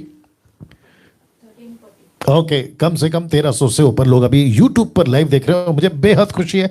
मैं जितने भी YouTube के लोग हैं मैं आप सभी को कहना चाहता हूं इसको खूब फैलाइए। ये प्रतिदिन चलेगा, इवन संडे को भी हिंदी ऑनलाइन चर्च भी यहीं चलेगा, फेसबुक पे भी चलेगा, लेकिन आपके लिए लगातार 6 दिन आता रहूंगा। तो उसको खूब फैलाइए, लोगों को इन्वाइट करिए। मैं चाहता हूं कि 10 से 20 हजार लोग, कम से कम 1 लाख, अगर मैं गलत नहीं हूं 80,000 के आसपास अभी हो जाएंगे। आप लोग बड़ी तादाद में आए, सीखें और प्रभु के राज्य में एजुकेट हो। तो बंटी जी के पास वापस आऊंगा। ये मुझे एक लाइन इनका प्रश्न वाला अच्छा लगा, क्या कोई भी प्रेरित, इसको इंग्लिश में कहते हैं अपोस्तल, क्या लगा सकता है? मेरा सीधा जवाब है नहीं लगा सकता। बंटी जी नहीं लगा सकता, नहीं लगा सकता। आप प्रश्न उठता है क्यों बंटी जी, क्यों? राइट, क्यों? हाँ ये इंपॉर्टेंट है। देखिए प्रेरित का पद, प्रेरिताई की पद, अपोस्तल का पद वापस निकालो। मैं आपको क्या कहते हैं ना, बाइबल से ही बात करना बेटर है। कुछ लोगों को नहीं समझ आता। इफिसियों 4:11, इफिशियन 4:11 जी, इसको सुन लीजिएगा। बंटी जी आप भी सुनिएगा और जितने दर्शक देख रहे हैं 1300 के ऊपर आप भी देख लीजिएगा। देखिए सबसे पहली लाइन बहुत इंपॉर्टेंट होती है। लिखा है उसने कुछ को, इंग्लिश में लिखा सम, SOME सम, लिखा है उसने कुछ को प्रेरित किया। ऐसा नहीं लिखा है ना सबको प्रेरित किया। राइट बंटी जी, आपने कभी ध्यान दिया था इसके ऊपर? ऐसा लिखा है कुछ को, सबको नहीं है ना सर। तो जो आजकल सो कॉल्ड अपोस्तल मैं देखता हूं फेसबुक पे, यूट्यूब पे बहुत सारे लोग लगा के घूम रहे हैं, मुझे लगता है कि इनको बहुत बड़ा न्याय देना पड़ेगा। तो जिस किसी ने भी अपोस्तल लगा लिया अपने नाम के पहले, apostle so and so from Punjab, apostle so and so from Bangalore, apostle so and so Africa, America, अरे बाप रे, ये मजाक नहीं है। अपने नाम के आगे अपोस्तल लगाना ये मजाक नहीं है। आपको सबसे पहले ये समझना होगा कि यीशु की देह में अपोस्तल का काम, प्रॉफिट का काम, एवेंजलिस्ट का काम, पास्टर का काम, टीचर का काम यीशु देगा, आप नहीं। बंटी जी आपने गौर किया? यीशु देगा, मनुष्य नहीं। और जब तक यीशु नहीं देता है आप कैसे लगा सकते हैं सर? बिल्कुल, ये चीज है। तो अपोस्तल हर कोई नहीं बन सकता सर। बिल्कुल बस या राइट सर। हमारे पंजाब में तो आजकल लगा के घूमते हैं, खुद ही लगा देते हैं टाइटल अपने आगे और लगा के घूमते हैं। मैं जानता हूं। क्या मैं एक और पूछ सकता हूँ? जी पूछिए। क्योंकि बहुत सारे मतलब कि आजकल में जो पास्टर हैं मतलब कि रॉन्ग टीचिंग है और सब कुछ मतलब कि उन चीजों को लेकर चल रहे हैं जी। तो मेरा सवाल ये है कि क्या एक पास्टर नर्क जा सकता है? बिल्कुल जा सकता है। बिल्कुल जा सकता है। पास्टर छोड़िए sir, apostle, profit, evangelist, pastor, teacher, bishop, reverend, अरे जो भी होगा ना, अगर उसका जीवन ठीक नहीं है, वो प्रभु के अनुसार नहीं चल रहा है। मत्ती 7:21 याद होगा सर आपको, बंटी जी, मत्ती 7:21। हाँ जी, हाँ जी जी, वहां पे तो लिखा है ना, तुमने मेरे नाम से, जी जी जी, तुमने मेरे नाम से दुष्ट आत्मा निकाला, भविष्यवाणी करी और आश्चर्य कर्म करा, तो यीशु कहता है मैं तो तुमको पहचानता तक नहीं हूं। बिल्कुल बिल्कुल, ऐसा है सर, राइट सर? हाँ ठीक है, थैंक यू पास्टर जी, God bless, God bless, God bless. Okay, तो मैं समझता हूं कि हाफ टाइम हो चुका है, तो हाफ टाइम का मतलब होता है अनाउंसमेंट। तो मसीह मंथन बैठक के साथ में आप लोग जुड़े। मसीह मंथन एक ऐसा प्लेटफॉर्म है जहां पर बहुत सारे एक्टिविटीज हम करते हैं, लोगों को मौका देते हैं, और हमारा एक ही क्या कहते हैं ना, प्रोटोकॉल, या हमारा एक ही लक्ष्य है, और वहां है खरी शिक्षा, साउंड डॉक्ट्रिन। उसके द्वारा लोगों को एजुकेट करना, उनको तैयार करना, मसीह की देह के लिए उनको मजबूत करना। तो इससे जुड़ने के लिए आपको जो है ये नंबर दिए जाते हैं, सिस्टर नीति जी का ये नंबर है, इस पे कॉल कर सकते हैं जुड़ने के लिए। ब्रदर नरेंद्र राव जी का नंबर है, इनको कॉल कर सकते हैं जुड़ने के लिए। सिस्टर समीक्षा जी का नंबर है, ब्रदर शमी का नंबर है, उसके बाद में सिमरप्रीत का नंबर है, उसके बाद में जितेंद्र कुमार का नंबर है, ठीक है ना। तो ये टोटल 6 नंबर है। तो इसके लिए आप क्या कर सकते हैं, इनको कॉल करें और कहें कि व्हाट्सएप, टेलीग्राम ऐप अगर आपने डाउनलोड करके रखा होगा तो आप लोग जो हैं यहाँ पे हमसे जुड़ सकते हैं, और जिसके चलते मैं समझता हूं कि बहुत सारे जो लोग जुड़ेंगे, हम उनको एजुकेट कर सकते हैं। अपकमिंग जो मीटिंग्स होती हैं, कैसे हम काम करते हैं, सभी तरीके से आपको जो है उसकी जानकारी मिलती रहेगी। और साथ ही साथ भारत में नहीं, पूरे विश्व की बात कर रहा हूं, किसी भी कंट्री से, किसी भी जगह से आप हमसे जुड़ सकते हैं। आपका बहुत बहुत स्वागत होगा। साथ ही साथ आपको बताता चलूं, MMB पेज है फेसबुक, जहां से मैं लाइव आता हूं संडे के दिन, और अभी आता रहूंगा आगे भी। मसीह मंथन का ऐप है, एंड्रॉयड है, एप्पल का भी है। वेबसाइट है हमारा www.masimantan.com, और मेरे चैनल को सब्सक्राइब कर लीजिएगा अगर आपने नहीं किया है। और साथ ही साथ हम एक काम कर रहे हैं इन दिनों में, और मैं अगर गलत नहीं हूं, कि कम से कम मुझे लगता है 200, 300, 400 के आसपास लोगों को अभी तक हम मदद कर चुके हैं। इस वचन के मुताबिक राशन का पैकेट पहुंचा चुके हैं, और कई लोग आगे आ चुके हैं पैसों की मदद के साथ में, कई लोग अभी भी दे रहे हैं। और मैं रिक्वेस्ट करता हूं कि इसको जारी रखिएगा, क्योंकि कॉल्स आने बंद नहीं हो रहे हैं, पास्टर जी ये प्रॉब्लम, वो प्रॉब्लम, ऐसा है वैसा है। और बीच में कुछ फेक कॉल्स भी आते हैं, फेक समझते हैं, जो झूठे हैं, मतलब उनका जेन्युइन नहीं है, और बस उनको ऐसी लूटमाट करना है, उनको भी हम परखते हैं, और ऐसे लोगों को जांच पड़ताल करके ही हम जो है उनकी मदद कर रहे हैं। तो बड़ा चैलेंज है। तो कौन सा नंबर है जिस पे आपको पैसे भेजना है? ये वाला। रिक्वेस्ट करता हूं, इस नंबर पे आपको प्रार्थना निवेदन नहीं देना है, क्वेश्चन नहीं पूछना है। ये नंबर पूछताछ का काउंटर नहीं है, जिसको देखते हैं ना पूछताछ काउंटर, ये वो नहीं है। इंक्वायरी काउंटर ये नहीं है, आपको सिर्फ पैसे भेजने के लिए नंबर है। और साथ ही साथ ये मेरा नंबर है, जिसके ऊपर आप लोग मैसेज, व्हाट्सएप कॉल करके, जो पास्टर्स हैं, सेवक हैं, आप लोग जो है मेरे पास में अपनी समस्या बता सकते हैं, ताकि जिसके चलते जो है हम आपको पैसे की मदद या राशन पैकेट जो हम देते हैं वो आपके लिए हम कर सकते हैं। तो वापस कॉल उठाते हैं और पूछते हैं। जी, अपना प्रश्न पूछिए। जी, अपना प्रश्न पूछिए सर। हेलो जी, जय मसीह। पास्टर जी, मेरा सवाल कि जैसे मेरी फैमिली से मैं सिर्फ एक आदमी मसीह में हूँ, तो जो हमारे बाप दादाओं के जो वो श्राप होते हैं या कुछ बंधन होते हैं, तो वो टूट जाते हैं मसीह में आने के बाद। तो जो मेरे मसीह में आने के बाद जो मेरी फैमिली के बाप दादाओं के श्राप है, या मेरे घर पे जो कोई भी श्राप है या बंधन है, वो मेरे एक आदमी के आने से मसीह में उनके भी टूट जाएंगे, या सिर्फ मेरे ही टूटेंगे? ओके, तो आप मसीह बन गए हैं तो आपके टूटेंगे? सर मैं नहीं सर जी, मैं काफी 3 साल से मसीह में हूँ। मैंने पीछे भी आपको कॉल किया था तो मैं नशे में आ गया था, फिर मैंने अभी आपको कॉल किया तो उसके बाद मैंने फिर सिगरेट तंबाकू छोड़ दिया, यानी कि फिर मैं अभी पवित्रता में आ गया हूँ। जी, तो मैं वही पूछ रहा हूँ ना सर, आप मसीह में हैं तो आपका तो टूट गया, आप अभी श्राप में नहीं जी सर जी। आप उस लिस्ट में नहीं आते। हाँ जी सर, मैं जी सर मैं तो श्राप में नहीं हूँ, लेकिन मेरी फैमिली जो है, मेरी मम्मी डैडी भाई बहन या मेरा घर, वो लोग भी टूट गए हैं या वो लोग अभी श्राप में रहेंगे? सर अगर आप मुझे बात करने देंगे तो मैं आपसे बात कर पाऊंगा ना। मेरा सेंटेंस पूरा सुन लीजिए फिर बोलना है आपको, ठीक है? चलिए, मुझे लगता है कि वॉल्यूम कम ही कर देता हूं। भाई का कहना है कि मैं तो मसीह में आ गया हूं, मेरे श्राप तो टूट गए, लेकिन इनके घर के लोग जो मसीह में नहीं है, इनके घर के खुद के लोग, माता पिता भाई बहन नाना नानी काका काकी जो भी होंगे ना, उनके नहीं टूटेंगे। क्यों?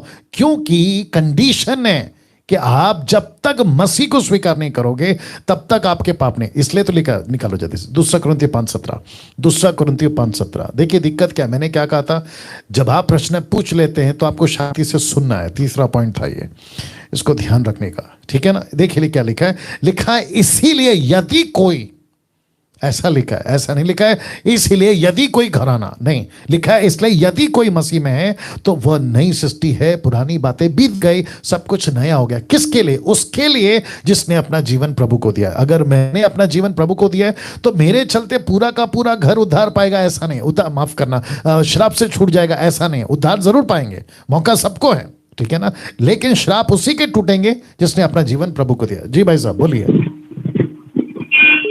ठीक है पास्टर जी, God bless, God bless, God bless. जी जी, कट करो। तो यूट्यूब पर भी ये दिक्कत है। ओके, अपना जी अपना प्रश्न पूछिए। प्रेज द लॉर्ड पास्टर जी। जी प्रेज द लॉर्ड जी। पास्टर जी मेरा एक सवाल है जी कि जब अगर कोई मसीह कोई पाप करता है जी, तो क्या परमेश्वर उसका नाम जीवन की पुस्तक से काट देता है? ओके, आपका यही प्रश्न है कि कुछ और भी है? नहीं पास्टर जी, यही प्रश्न है मेरा। चलिए, आपका नाम क्या बताया आपने? मेरा नाम पास्टर जी सुमित। और आप सुमित कहाँ से हैं सर? जी पास्टर। आप कहाँ से हैं? जी मैं कोलकाता। ओके सुमित, लाइन पे बने रहे। सुमित जो कोलकाता से हैं, निकालिए वचन को।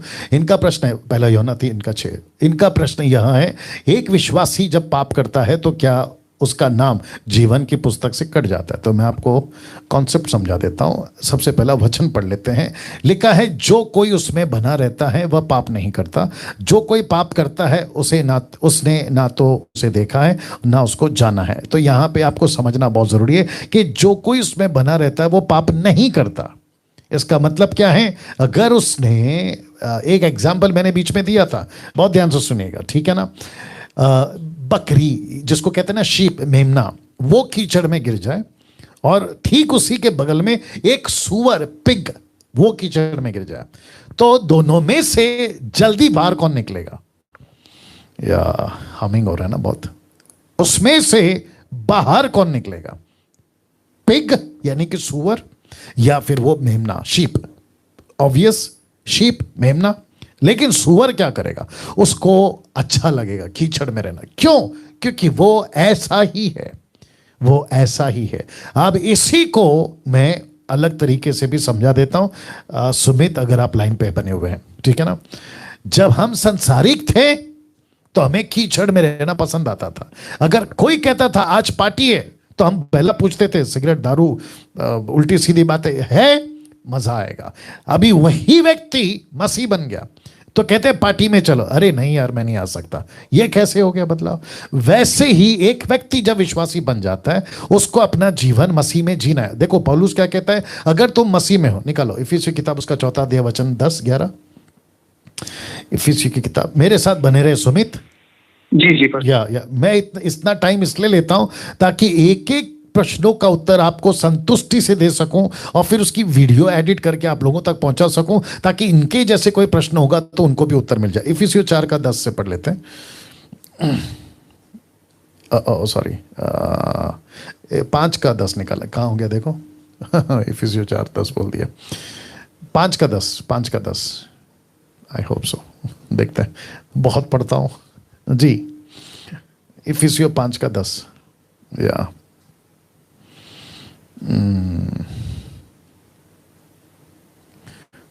हाँ, मिल गया। तो एक काम करते हैं ना, 11 से पढ़ते हैं। इफिसियों 5:11 लिखा है, अंधकार के निष्फल कामों से सहभागी ना हो वरना उन पर उल्हाना दे। एक टाइम था जब संसार की बातें होती तो खूब एंजॉय करते थे, लेकिन अभी पौलुस कहता है तू मसीह बन गया तो उसके ऊपर उल्हाना दे। इसका मतलब क्या है? उन बातों को गलत ठहरा।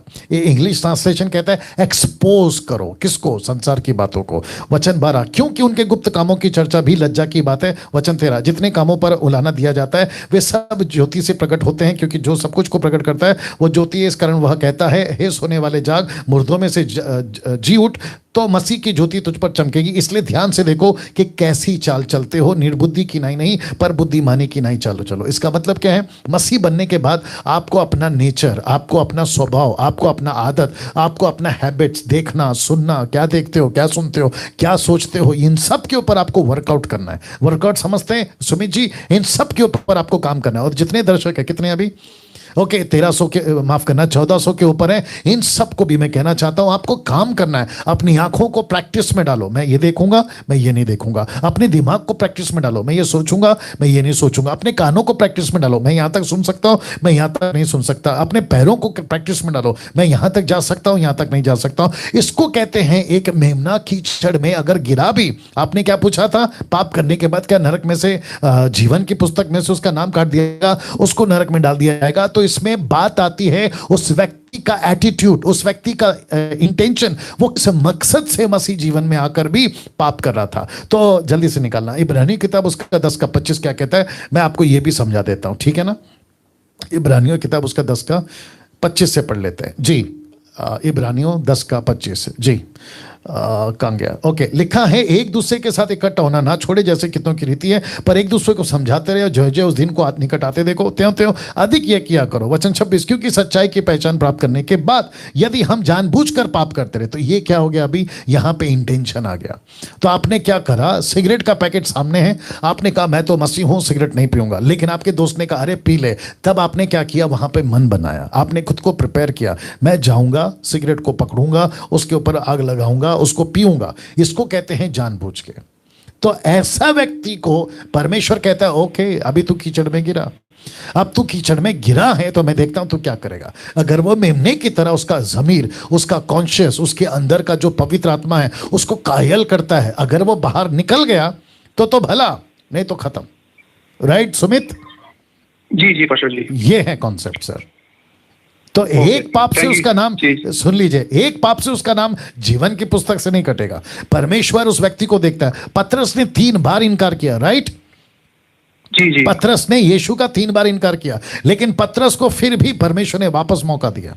क्यों? क्योंकि उसके पीछे इंटेंशन था। वो क्या सिचुएशन था, वो कैसे कर रहा है, जानबूझ के कर रहा है, क्या कर रहा है, इन सबको प्रभु देखता है।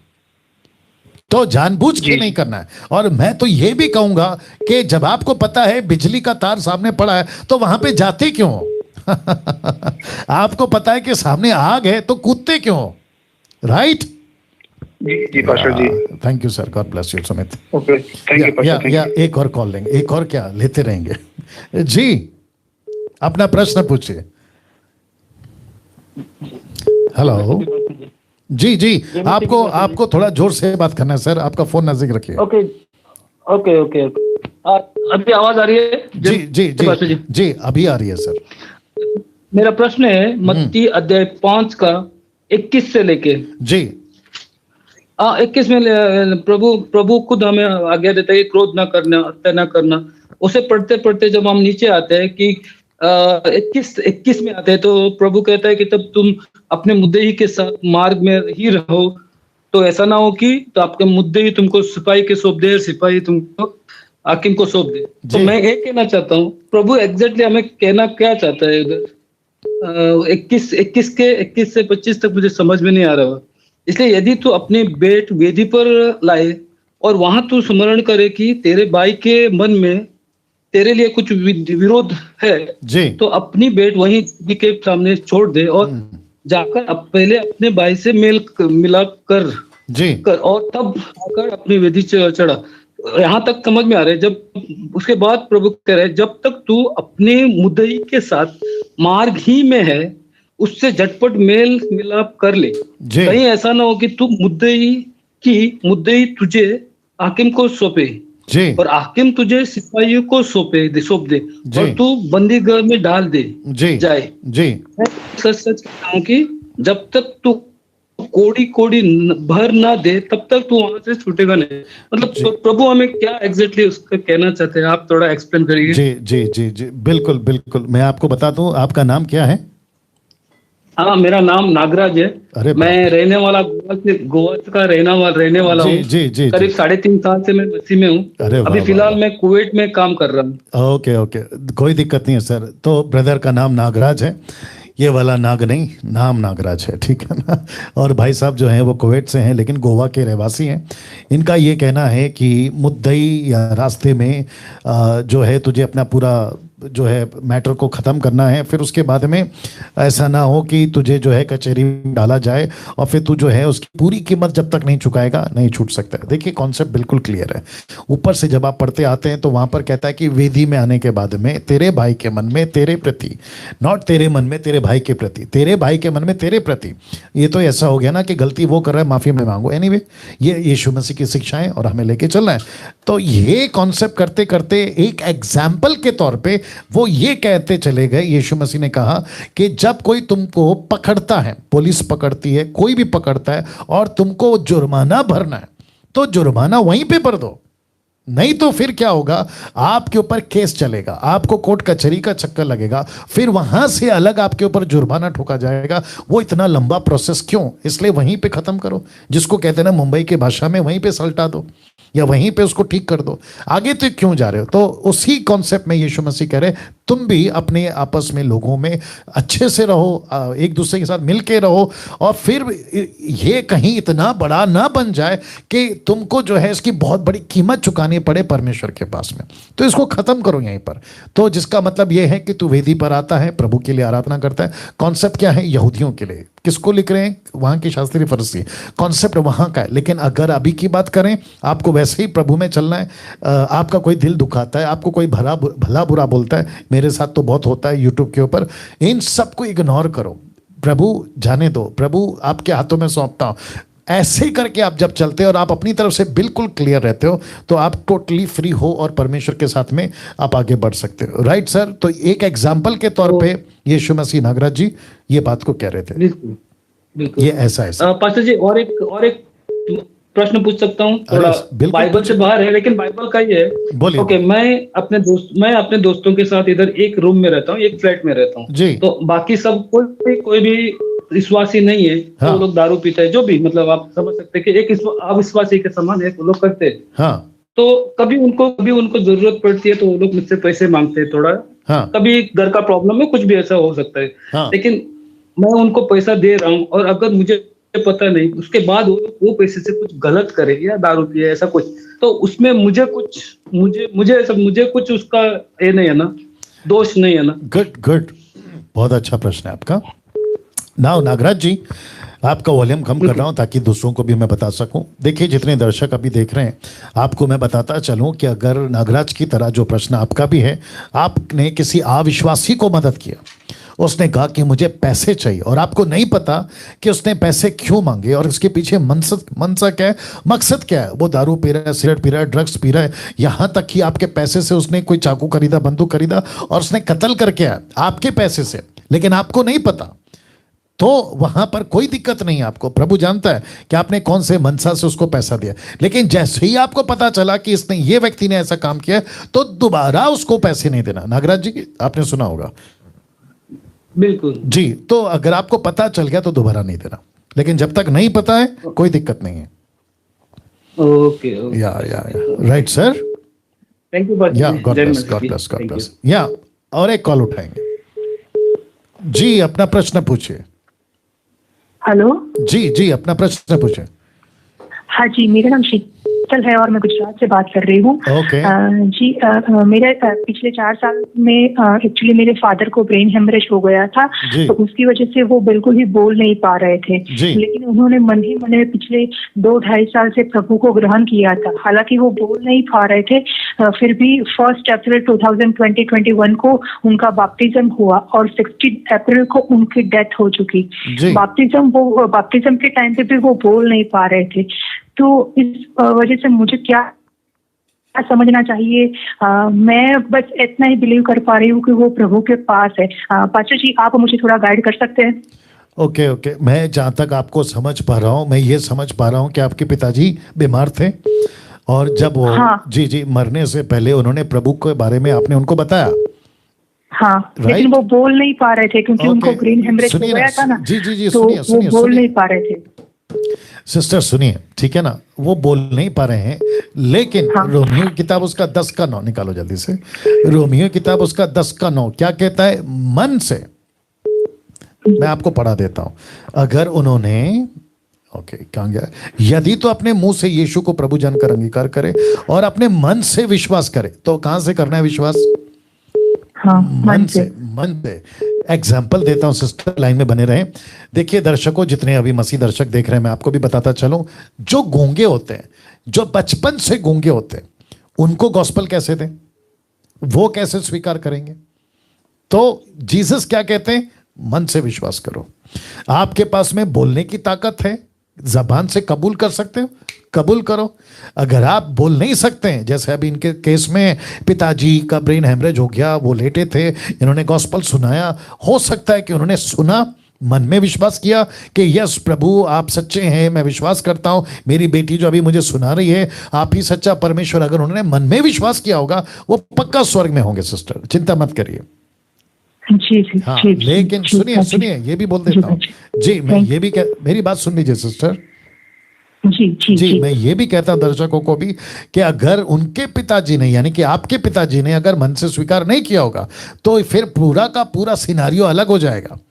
और यीशु व्यक्तिगत बेटी को लेकर बाप को माफ करना, बाप को देखकर बेटी को माफ करना, पति पत्नी को देखकर, बच्चे माँ बाप को देखकर नहीं, हर व्यक्ति को व्यक्तिगत अपना हिसाब देना, इंडिविजुअल हिसाब देना, ये याद रखिएगा सिस्टर। ओके, या गॉड ब्लेस। ओके, और एक सवाल, और एक क्या पूछते हैं? जी, बहुत बहुत शुक्रिया जी, अपना प्रश्न पूछिए। हेलो जी, हाँ सर, मुकेश बोल रहा था नागपुर से। जी, आपका फोन नजदीक रखिए सर, आपका फोन नजदीक रखिए सर। हाँ जी, सर मुझे एक प्रश्न पूछना था जी। मरकुस का 10 उसका 38 10 का 38 10:38। हाँ, यीशु ने उनसे कहा तुम नहीं जानते कि क्या मांगते हो। जो कटोरा मैं पीने पर हूँ क्या पी सकते हो? और जो बपतिस्मा मैं लेने पर हूँ क्या ले सकते हो? तो यीशु मसीह ने जो पहले बपतिस्मा ले लिया था, ये दूसरा बपतिस्मा ये कैसा है? इसके बारे में जानना था मुझे। दिक्कत वही है। ओके, आप मेरा प्रोग्राम शुरू से देख रहे हैं कि अभी अचानक आए आप? नहीं, बीच बीच में देखा हूँ सर मैंने। नहीं, आज की बात कर रहा हूँ, आज की बात कर रहा हूँ। हाँ, आज का देखा है। नहीं सर, मैं पूछ रहा हूँ आज का प्रोग्राम शुरू से देख रहे हैं या अभी अचानक आ गए आप? नहीं, शुरू से देख रहा हूँ। तो फिर मैंने कहा था ना, बपतिस्मा का एक कॉन्सेप्ट होता है। बपतिस्मा एक कहावत के रूप में होता है। बादल का बपतिस्मा, समंदर का बपतिस्मा, आदम माफ करे क्या नाम है, जॉन द बैप्टिस्ट का बपतिस्मा, यीशु का बपतिस्मा, ये एक सेइंग है ना सर, ये कहावत है ना सर। तो यीशु जो क्रूस पे मर रहा है उसको भी बपतिस्मा कह रहा है। यीशु ने कहा तुम नहीं जानते कि क्या मांगते हो, जो कटोरा मैं पीने पर हूं क्या तुम पी सकते हो, जो बपतिस्मा मैं लेने। ये कौन सा बपतिस्मा है? पानी का नहीं है ना सर, ये वो बपतिस्मा नहीं है ना सर। देखिए, कोई चीज को, अभी आपको एग्जांपल देता हूं, जितने दर्शक है आप भी सुनिए। यीशु ने क्या कहा, निकालो जल्दी से, इधर है। यीशु ने क्या कहा? लूका 14 का 25 से 26 निकालो, चलो लूका 14 का 26। मैं आपको एक और कहावत के तरीके से बता देता हूं। बाइबल की अपनी एक भाषा है, उसको मैंने एक बार प्रचार किया था। लिखा है, यदि कोई मेरे पास आए और अपने पिता माता बच्चों भाई बहनों का प्राण का प्रिय ना जाने तो मेरा चेला नहीं हो सकता। जो कोई अपना क्रूस ना उठाए मेरे पीछे नहीं आ सकता। सर आप लाइन में बने हैं तो मेरे को जवाब दीजिए। जी, आप जब से मसीह बने हैं सर, आपने कौन सा क्रूस उठाया? सॉरी। आप जब से मसीह बने हैं आपने तब से कौन सा क्रूस उठाया? क्रूस।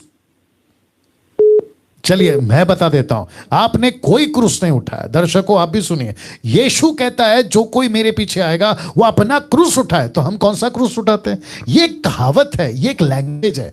क्रूस उठाने का मतलब है दुख उठाना, क्रूस उठाने का मतलब है संसार को त्यागना, प्रभु के पीछे चलना, अपने आप को त्यागना, उसको कहते हैं क्रूस उठाना। बपतिस्मा का मतलब है मैं अभी दुख उठाऊंगा, उसको कहता है बपतिस्मा। मैं क्रूस पे मरूंगा, उसको कहता है बपतिस्मा।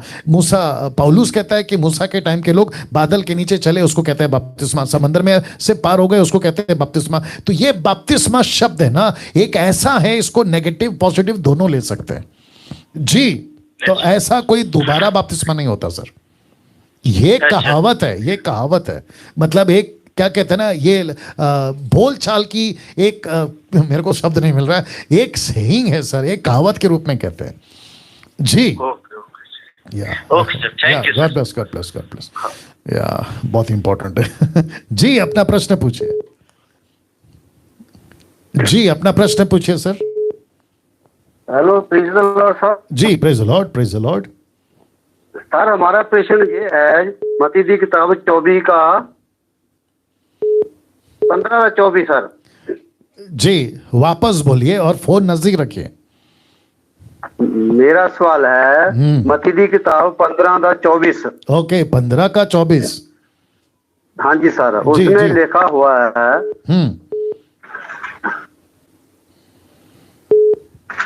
उसमें लिखा सर, कहता उसने आगों से आख्या कि मैं इसराइल दे परिवार दियां गवाचियां होइयां भेडां के बिना होर कोल नहीं घल्लिया गया।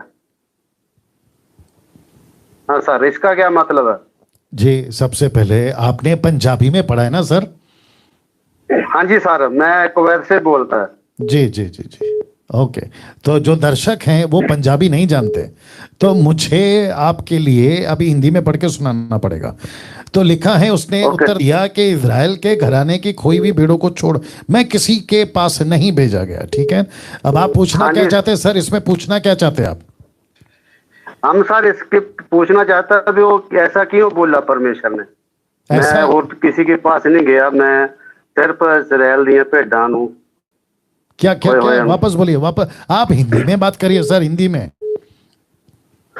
सर फिर परमेश्वर ने ऐसा क्यों बोला कि मैं इजराइल दे परिवार दियां गवाची हुईयां भेडां को के बिना और किसी के पास नहीं गया? ओके। नाउ भाई साहब कुवैत से हैं, इनकी भाषा पंजाबी से बहुत ज़्यादा टच है, जितना मैं समझ सका मैं आपको जवाब देना चाहूँगा। मत्ती 15 का 24 कहते हैं, उसने उत्तर दिया इजराइली के घराने की कोई भी भेड़ों को छोड़ मैं किसी के पास में नहीं भेजा गया। नाउ इतना सा टुकड़ा अगर कोई उठाकर ये पूछता है ऐसा यीशु ने क्यों कहा, तो मैं समझता हूं कि इसकी कोई प्रश्न पूछने की जरूरत नहीं है, क्योंकि वहां पे जिस व्यक्ति महिला से यीशु मसीह बात कर रहे हैं उस वक्त में सामने कौन है, औरत कौन है, वहां की परिस्थिति क्या है, ये टोटल डिफरेंट है। अगर इसको उठाकर ये कह दे कि यीशु अन्य जातियों के लिए आया ही नहीं तो टोटल गलत हो जाएगा। हम सभी जानते हैं कि यीशु ने जगत से प्यार किया। यूहन्ना 3:16, परमेश्वर ने जगत से इतना प्रेम किया कि उसने अपना इकलौता पुत्र दे दिया। यीशु मसीह अन्य जातियों के लिए भी तो मरा है। इस वचन के मुताबिक अगर ये कहें कि यीशु ने कहा कि मैं इजराइलियों के कोई भी भेड़ों को छोड़ और किसी के लिए नहीं भेजा गया, तो इसका मतलब क्या? यीशु जो क्रूस पे मरा वो अन्य जातियों के लिए नहीं मरा? ये गलत हो जाएगा फिर। अब इसके पीछे यीशु मसीह की बहुत सारी बातें, जैसा यीशु मसीह ने अपने 12 चेलों को कहा, निकालिए मत्ती 10:5, यीशु मसीह ने 12 चेलों को कहा कि अन्य जातियों के पास नहीं जाना। तो वो क्यों? उसने क्यों कहा इजराइलियों के पास में जाना? दूसरी, इसी को जब तक ये निकाल रहे हैं, दूसरा, जब यीशु किसी के साथ चमत्कार करते थे तो कहते किसी को नहीं बताना, मैं वहां पे भी आऊंगा। उन 12 को यीशु ने आज्ञा देकर भेजा, अन्य जातियों की ओर नहीं जाना और समरिया के किसी नगर में प्रवेश नहीं करना। क्यों? उसके पीछे बहुत सारा रीजन है। रीजन ये है, बहुत ध्यान से सुनिएगा भाई साहब, आप भी सुनिएगा, लाइन में है सर आप? ओके सर जी, लाइन में रहिएगा। बहुत सारा रीजन है। यीशु नहीं चाहता था कि अन्य जातियों के पास में उस वक्त के लिए ये चेले जाएं और जो है उनके बीच में जाएं और जो है उनको वचन सुनाएं। यीशु चाहता था कि मैं बेस बनाऊं, यीशु चाहता था कि इजरायलियों को पता चले, यीशु चाहता था कि शास्त्री फरीसियों को पता चले, इनके बीच में चर्चा क्या चल रही उनको ये पता चले। जब किसी को चंगाई देते थे तो कहते थे किसी को नहीं बताना। मरकुस का किताब उसका 6वां अध्याय निकालो जल्दी से, मरकुस का किताब उसका 6वां अध्याय। मैं आपको और एक कॉन्सेप्ट देता हूं, बस दीजिए मुझे, दीजिए 6वां अध्याय दीजिए ना। मैं आपको बताता हूं कहां गया मरकुस का किताब उसका 6वां अध्याय।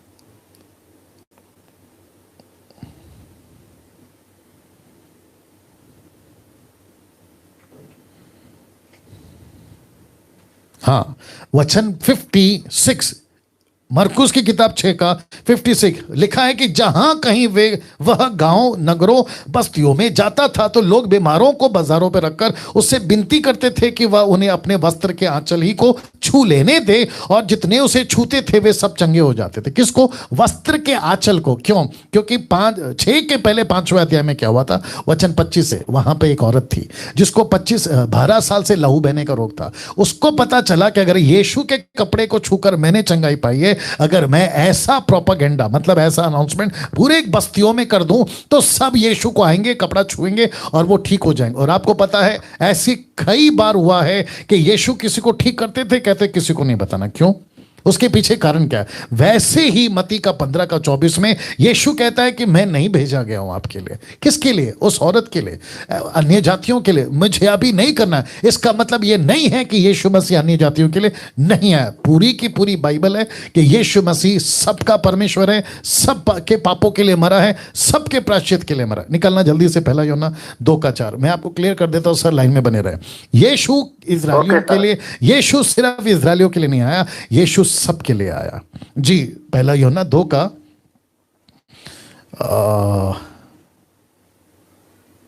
ओके, एक सेकंड दीजिए। हाँ, नॉट 2 का 4, 1 यूहन्ना 2 का 2, नॉट 4, 2 का 2 लिखा है, वही हमारे पापों का प्रायश्चित, और केवल हमारे नहीं वरन सारे जगत के पापों का भी।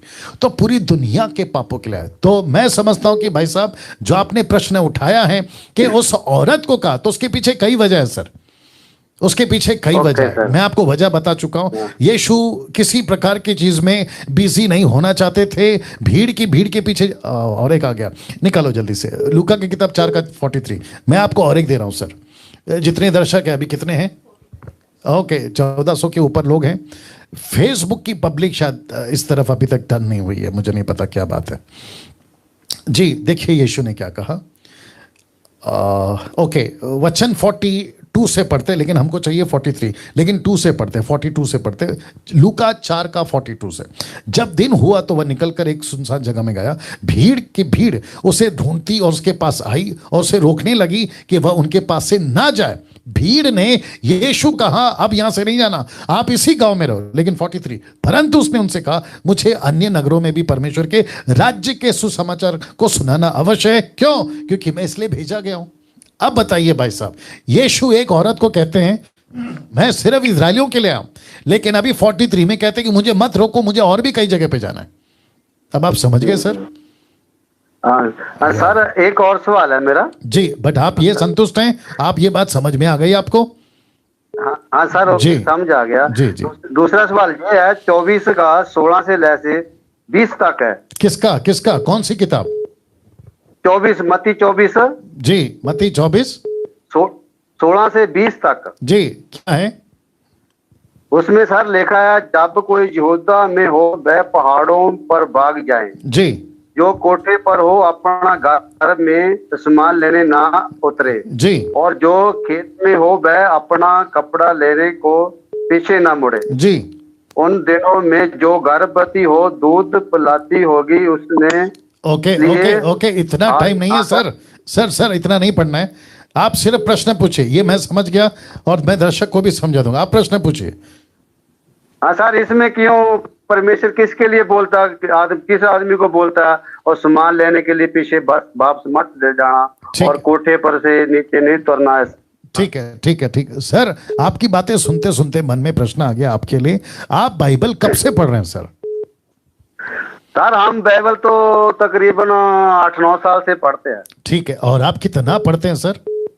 मतलब एक दिन में कितना पढ़ते हैं? ऐसा पक्का नहीं है, दिन में 2, 4, 5 ऐसा हम काम करते करते कभी वक्त मिलता है तो पढ़ता है। नहीं सर, ऐसा मत करिए ना। आप 10 साल से 9 साल से मसीह हैं, तो आपकी खुराक कम से कम 30-40 चैप्टर होनी चाहिए सर। सर बात तो सही है, लेकिन इधर काम करता भी है, देखना पड़ता है। सर आपको पता है, काम भी मैं भी करता था सर। जब मैं बाइबल टीचर प्रीचर नहीं बना था ना, मैं भी काम करता था। और आपको पता है, 1-1, 2-2, 3-3 घंटा बाइबल में तब भी पढ़ता था सर। तो ऐसा तो नहीं है ना सर। लेकिन पहले हम दूसरा चर्च में रहो जो अन्य भाषा बोलते हैं, इसमें ज्यादा बिजी था। अभी जब से आपका हम प्रचार सुनता है, हम आपके प्रचार पर बहुत भरोसा किया, मेरे को बहुत आशीष मिला जी। और इसलिए मैं हाँ सर, कोई दिक्कत नहीं। आपने बहुत अच्छा किया कि वो चर्च छोड़ दिया। दूसरा आपने अच्छा किया कि अन्य भाषा छोड़ दिया। तीसरा आपने अच्छा किया कि मुझ जैसे को जो अच्छा प्रचार करते हैं आप उनको सुन रहे हैं। मैं उसके बावजूद कहूंगा कि सर आपको अपनी खुराक, जिसको कहते हैं ना फूड, स्पिरिचुअल फूड, उसको बढ़ाइए सर। आपकी जितनी कैपेसिटी है उतना पढ़िए। मैं इसलिए कह रहा हूं क्योंकि आपने 16 पढ़ा। अगर आपने 15 पढ़ा होता ना, यह प्रश्न आपके मन में नहीं आता। अभी दर्शक जो देख रहे हैं, मैं आपको बता देता हूं कि 15 में क्या लिखा है। लिखा है, इसलिए जब तुम उस उजाड़ने वाली घृणित वस्तु को, जिसकी चर्चा दानियल भविष्यवक्ता के द्वारा हुई थी, पवित्र स्थान यानी यरूशलेम मंदिर इजराइल में खड़ी हुई देखो, जो पढ़े वो समझे। तब कहता है 16 में, जो यहूदिया में हो वो पहाड़ों पर भाग जाए। तो इसका मतलब है अंत के दिनों का कॉन्सेप्ट है ये सर। और अगर आप और मैं, जितने दर्शक सुन रहे हैं उनको भी कहता चलो, अगर आप और मैं पहले रैप्चर, जिसको कहते हैं प्री रैप्चर, क्लेश के पहले उठा लिए जाएं, तो हम इस चीज का सामना करेंगे ही नहीं। हम तो यीशु के साथ स्वर्ग में होंगे सर। Okay sir. सर एक और सवाल है, वो बाइबल से बाहर है, लेकिन मैं वैसे पूछना चाहता अपने जीवन के लिए। जी सर, मैं जो इधर मेरे साथ कंपनी में बहुत आदमी है, वो बस में गाली निकालता है, कोई गाना लगाता है, बहुत कुछ, मेरे को गुस्सा बहुत आता है सर। एक क्यों परमेश्वर की बोलो और शैतान की बोलो सर। नहीं, वो विश्वासी हैं क्या जो ऐसा काम करते हैं? नहीं, वो आप विश्वासी लोग है। लेकिन वो कोई गाली निकालता है, कोई कुछ करता है, सिगरेट पीता है, तम्बाकू खाता है, मैं उसको बोलता हूँ मेरे से लफड़ा करता है, मैं उसको बोलता मत कहो यार, मेरे सामने मत कहो। अच्छा। नहीं सर, ऐसा मत करो। मैं आपको बताता हूँ, मेरे को सर इतना गुस्सा आता है कि मैं इसको कुछ मारूं या कुछ करूं। ये परमेश्वर जी बोलो या शैतान जी बोलो सर, ऐसा मेरा नहीं सर, अविश्वासियों के साथ में आप ऐसा मत करिए। पहला कुरिन्थियों 5वां अध्याय वचन 7, 8, 9, 10 में पौलुस कहता है कि हमें संसार के लोगों के साथ रहना है। क्यों? क्योंकि उनको वचन सुनाना है। अगर हम उनको गुस्सा करेंगे, क्योंकि वो अविश्वासी है ना सर, अभी सत्य को नहीं जानते, जिस दिन जानेंगे तो वो खुद ही छोड़ देंगे। लेकिन आपको उनके साथ में अच्छे से रहना सर, प्यार से रहना, राइट? ओके सर, या गॉड ब्लेस यू। अगर परमेश्वर जी बोलो है ना जी, एक गुस्सा परमेश्वर जी बोलो कि शैतान भी बोलो, मेरा ये सवाल है। क्या मैं नहीं समझा, गुस्सा क्या? जो मेरे को उस लोगों पर गुस्सा आता है, आपको जो गुस्सा आता है, ओके, मैं अभी समझ गया। आपको जो गुस्सा आता है सर, वो शैतान की ओर से नहीं है ना सर। आपको है ना प्रभु के प्रति प्यार है। आप ये चाहते हैं कि एक दिन में सब कुछ मसीह बन जाए। ये आपका तड़प है, ये आपका ज़ील है, ये आपका पैशन है। ऐसा सर, आप सही बोल रहे हैं। तो वो गलत नहीं है सर। हाँ, तो इसको कहते हैं रोमियो 10:2, जहां पे पौलुस कहता है, the book of Roman chapter 10:2, वो कहता है they have a zeal for God but not according to the knowledge और अंडरस्टैंडिंग। उनको धुन है लेकिन बुद्धिमानी के साथ में नहीं है। मैं भी चाहता हूं कि पूरा मेरा महाराष्ट्र सुधर जाए, लेकिन नहीं होगा ना सर। तो ऐसे टाइम पे जब तक नहीं होता है, हमको थोड़ा सा शांति रखना है। ओके सर, ठीक है। लेकिन इसको जी, लेकिन आपकी तड़प को जारी रखो। आपकी जो तड़प है ना, उसको जारी रखो। हाँ, thank you sir. God bless you sir. आपका मैं प्रचार सुन के बहुत आशीष होया, बहुत मैं सीख गया। पहले मैं बहुत गलत रास्ते पर जा रहा था, अन्य भाषा बोलते रहे, बहुत चर्चा ਅਸੀਂ अन्य भाषा बोलते रहे। पर ਹੁਣ ਜਦੋਂ ਦਾ ਤੁਹਾਡਾ ਮੈਂ लॉकडाउन ਚ जिन्ना भी ਤੁਹਾਡਾ मैं बचन सुनिया, मैं सब लोगों ਨੂੰ ਦੱਸਦਾ, पर वो लोग नहीं मानते। वो कहते प्रभु बोलो अन्य भाषा। ठीक है, ਤੁਸੀਂ बोलो प्रभु बोलो, तुम ना छोड़ दियो। गुड, अच्छा किया, बहुत सही ट्रैक किया। चलिए, thank you sir, thank you, God bless. Okay sir, God bless you. Bye. ना अभी और कॉल नहीं ले सकते क्योंकि टाइम हो गया है। 8 से 9:30 तक का मैंने 1.5 घंटा आपके लिए दिया, जितना कॉल उठा सकता हूँ लूंगा। और ये वापस कह रहा हूँ, कुछ लोगों ने मुझे मैसेज किया कि हम इतना कॉल करते हैं हमारा नंबर नहीं लगता। मैं आपको यही कहूँगा, मुझे पर्सनल मैसेज मत भेजिए, मेरे को बहुत मैसेज आ रहे हैं आजकल, मैं नहीं पढ़ पा रहा हूँ। मुझे लगता है कि कम से कम 1300 मैसेजेस मैंने अभी तक ओपन नहीं किए मेरे व्हाट्सएप के लिस्ट में, 1300 मैसेजेस। तो मत भेजिए, रिक्वेस्ट है। आप लोग कीप ट्राइंग, कॉल ट्राई करते रहें, आपका देर सवेर नंबर लग जाएगा। और बाकी तो मैं जवाब दे रहा हूं, तो जो जवाब दे रहा हूं वो प्रोग्राम अटेंड करो, आपके भी हो सकता है मिल जाएंगे आपको उत्तर। ये ऐसा है। तो जितने यूट्यूब पर अभी देख रहे हैं, आप सभी को कहना चाहता हूं कि कल मैं वापस आ रहा हूं। फेसबुक पे ये नहीं चलेगा, ये सिर्फ और सिर्फ यूट्यूब पर चलेगा। और आपको बताता चलूं कि कम से कम 10 से 20 हजार लाइव क्या कहते हैं ना व्यूअर्स मुझे प्रतिदिन चाहिए। ये कैसे होगा? आप जब इसकी प्रोपेगेंडा करोगे, प्रचार करोगे कि डैनियल राज जो है 8 से 9:30 बजे तक एक ऐसा प्रोग्राम है, पूछो जो भी पूछना है लेकिन बाइबल से, ये प्रोग्राम लेकर आया है, आप लोग कनेक्ट हो जाए। तो ऐसे जरा सा आपको जो है लोगों को पहुंचाना है, लोगों को मैसेज देना है, ये प्लीज करिएगा। चलिए, अपना ख्याल रखिएगा, प्रभु आपको आशीष दे। कल ठीक 8 बजे फिर मुलाकात होगी।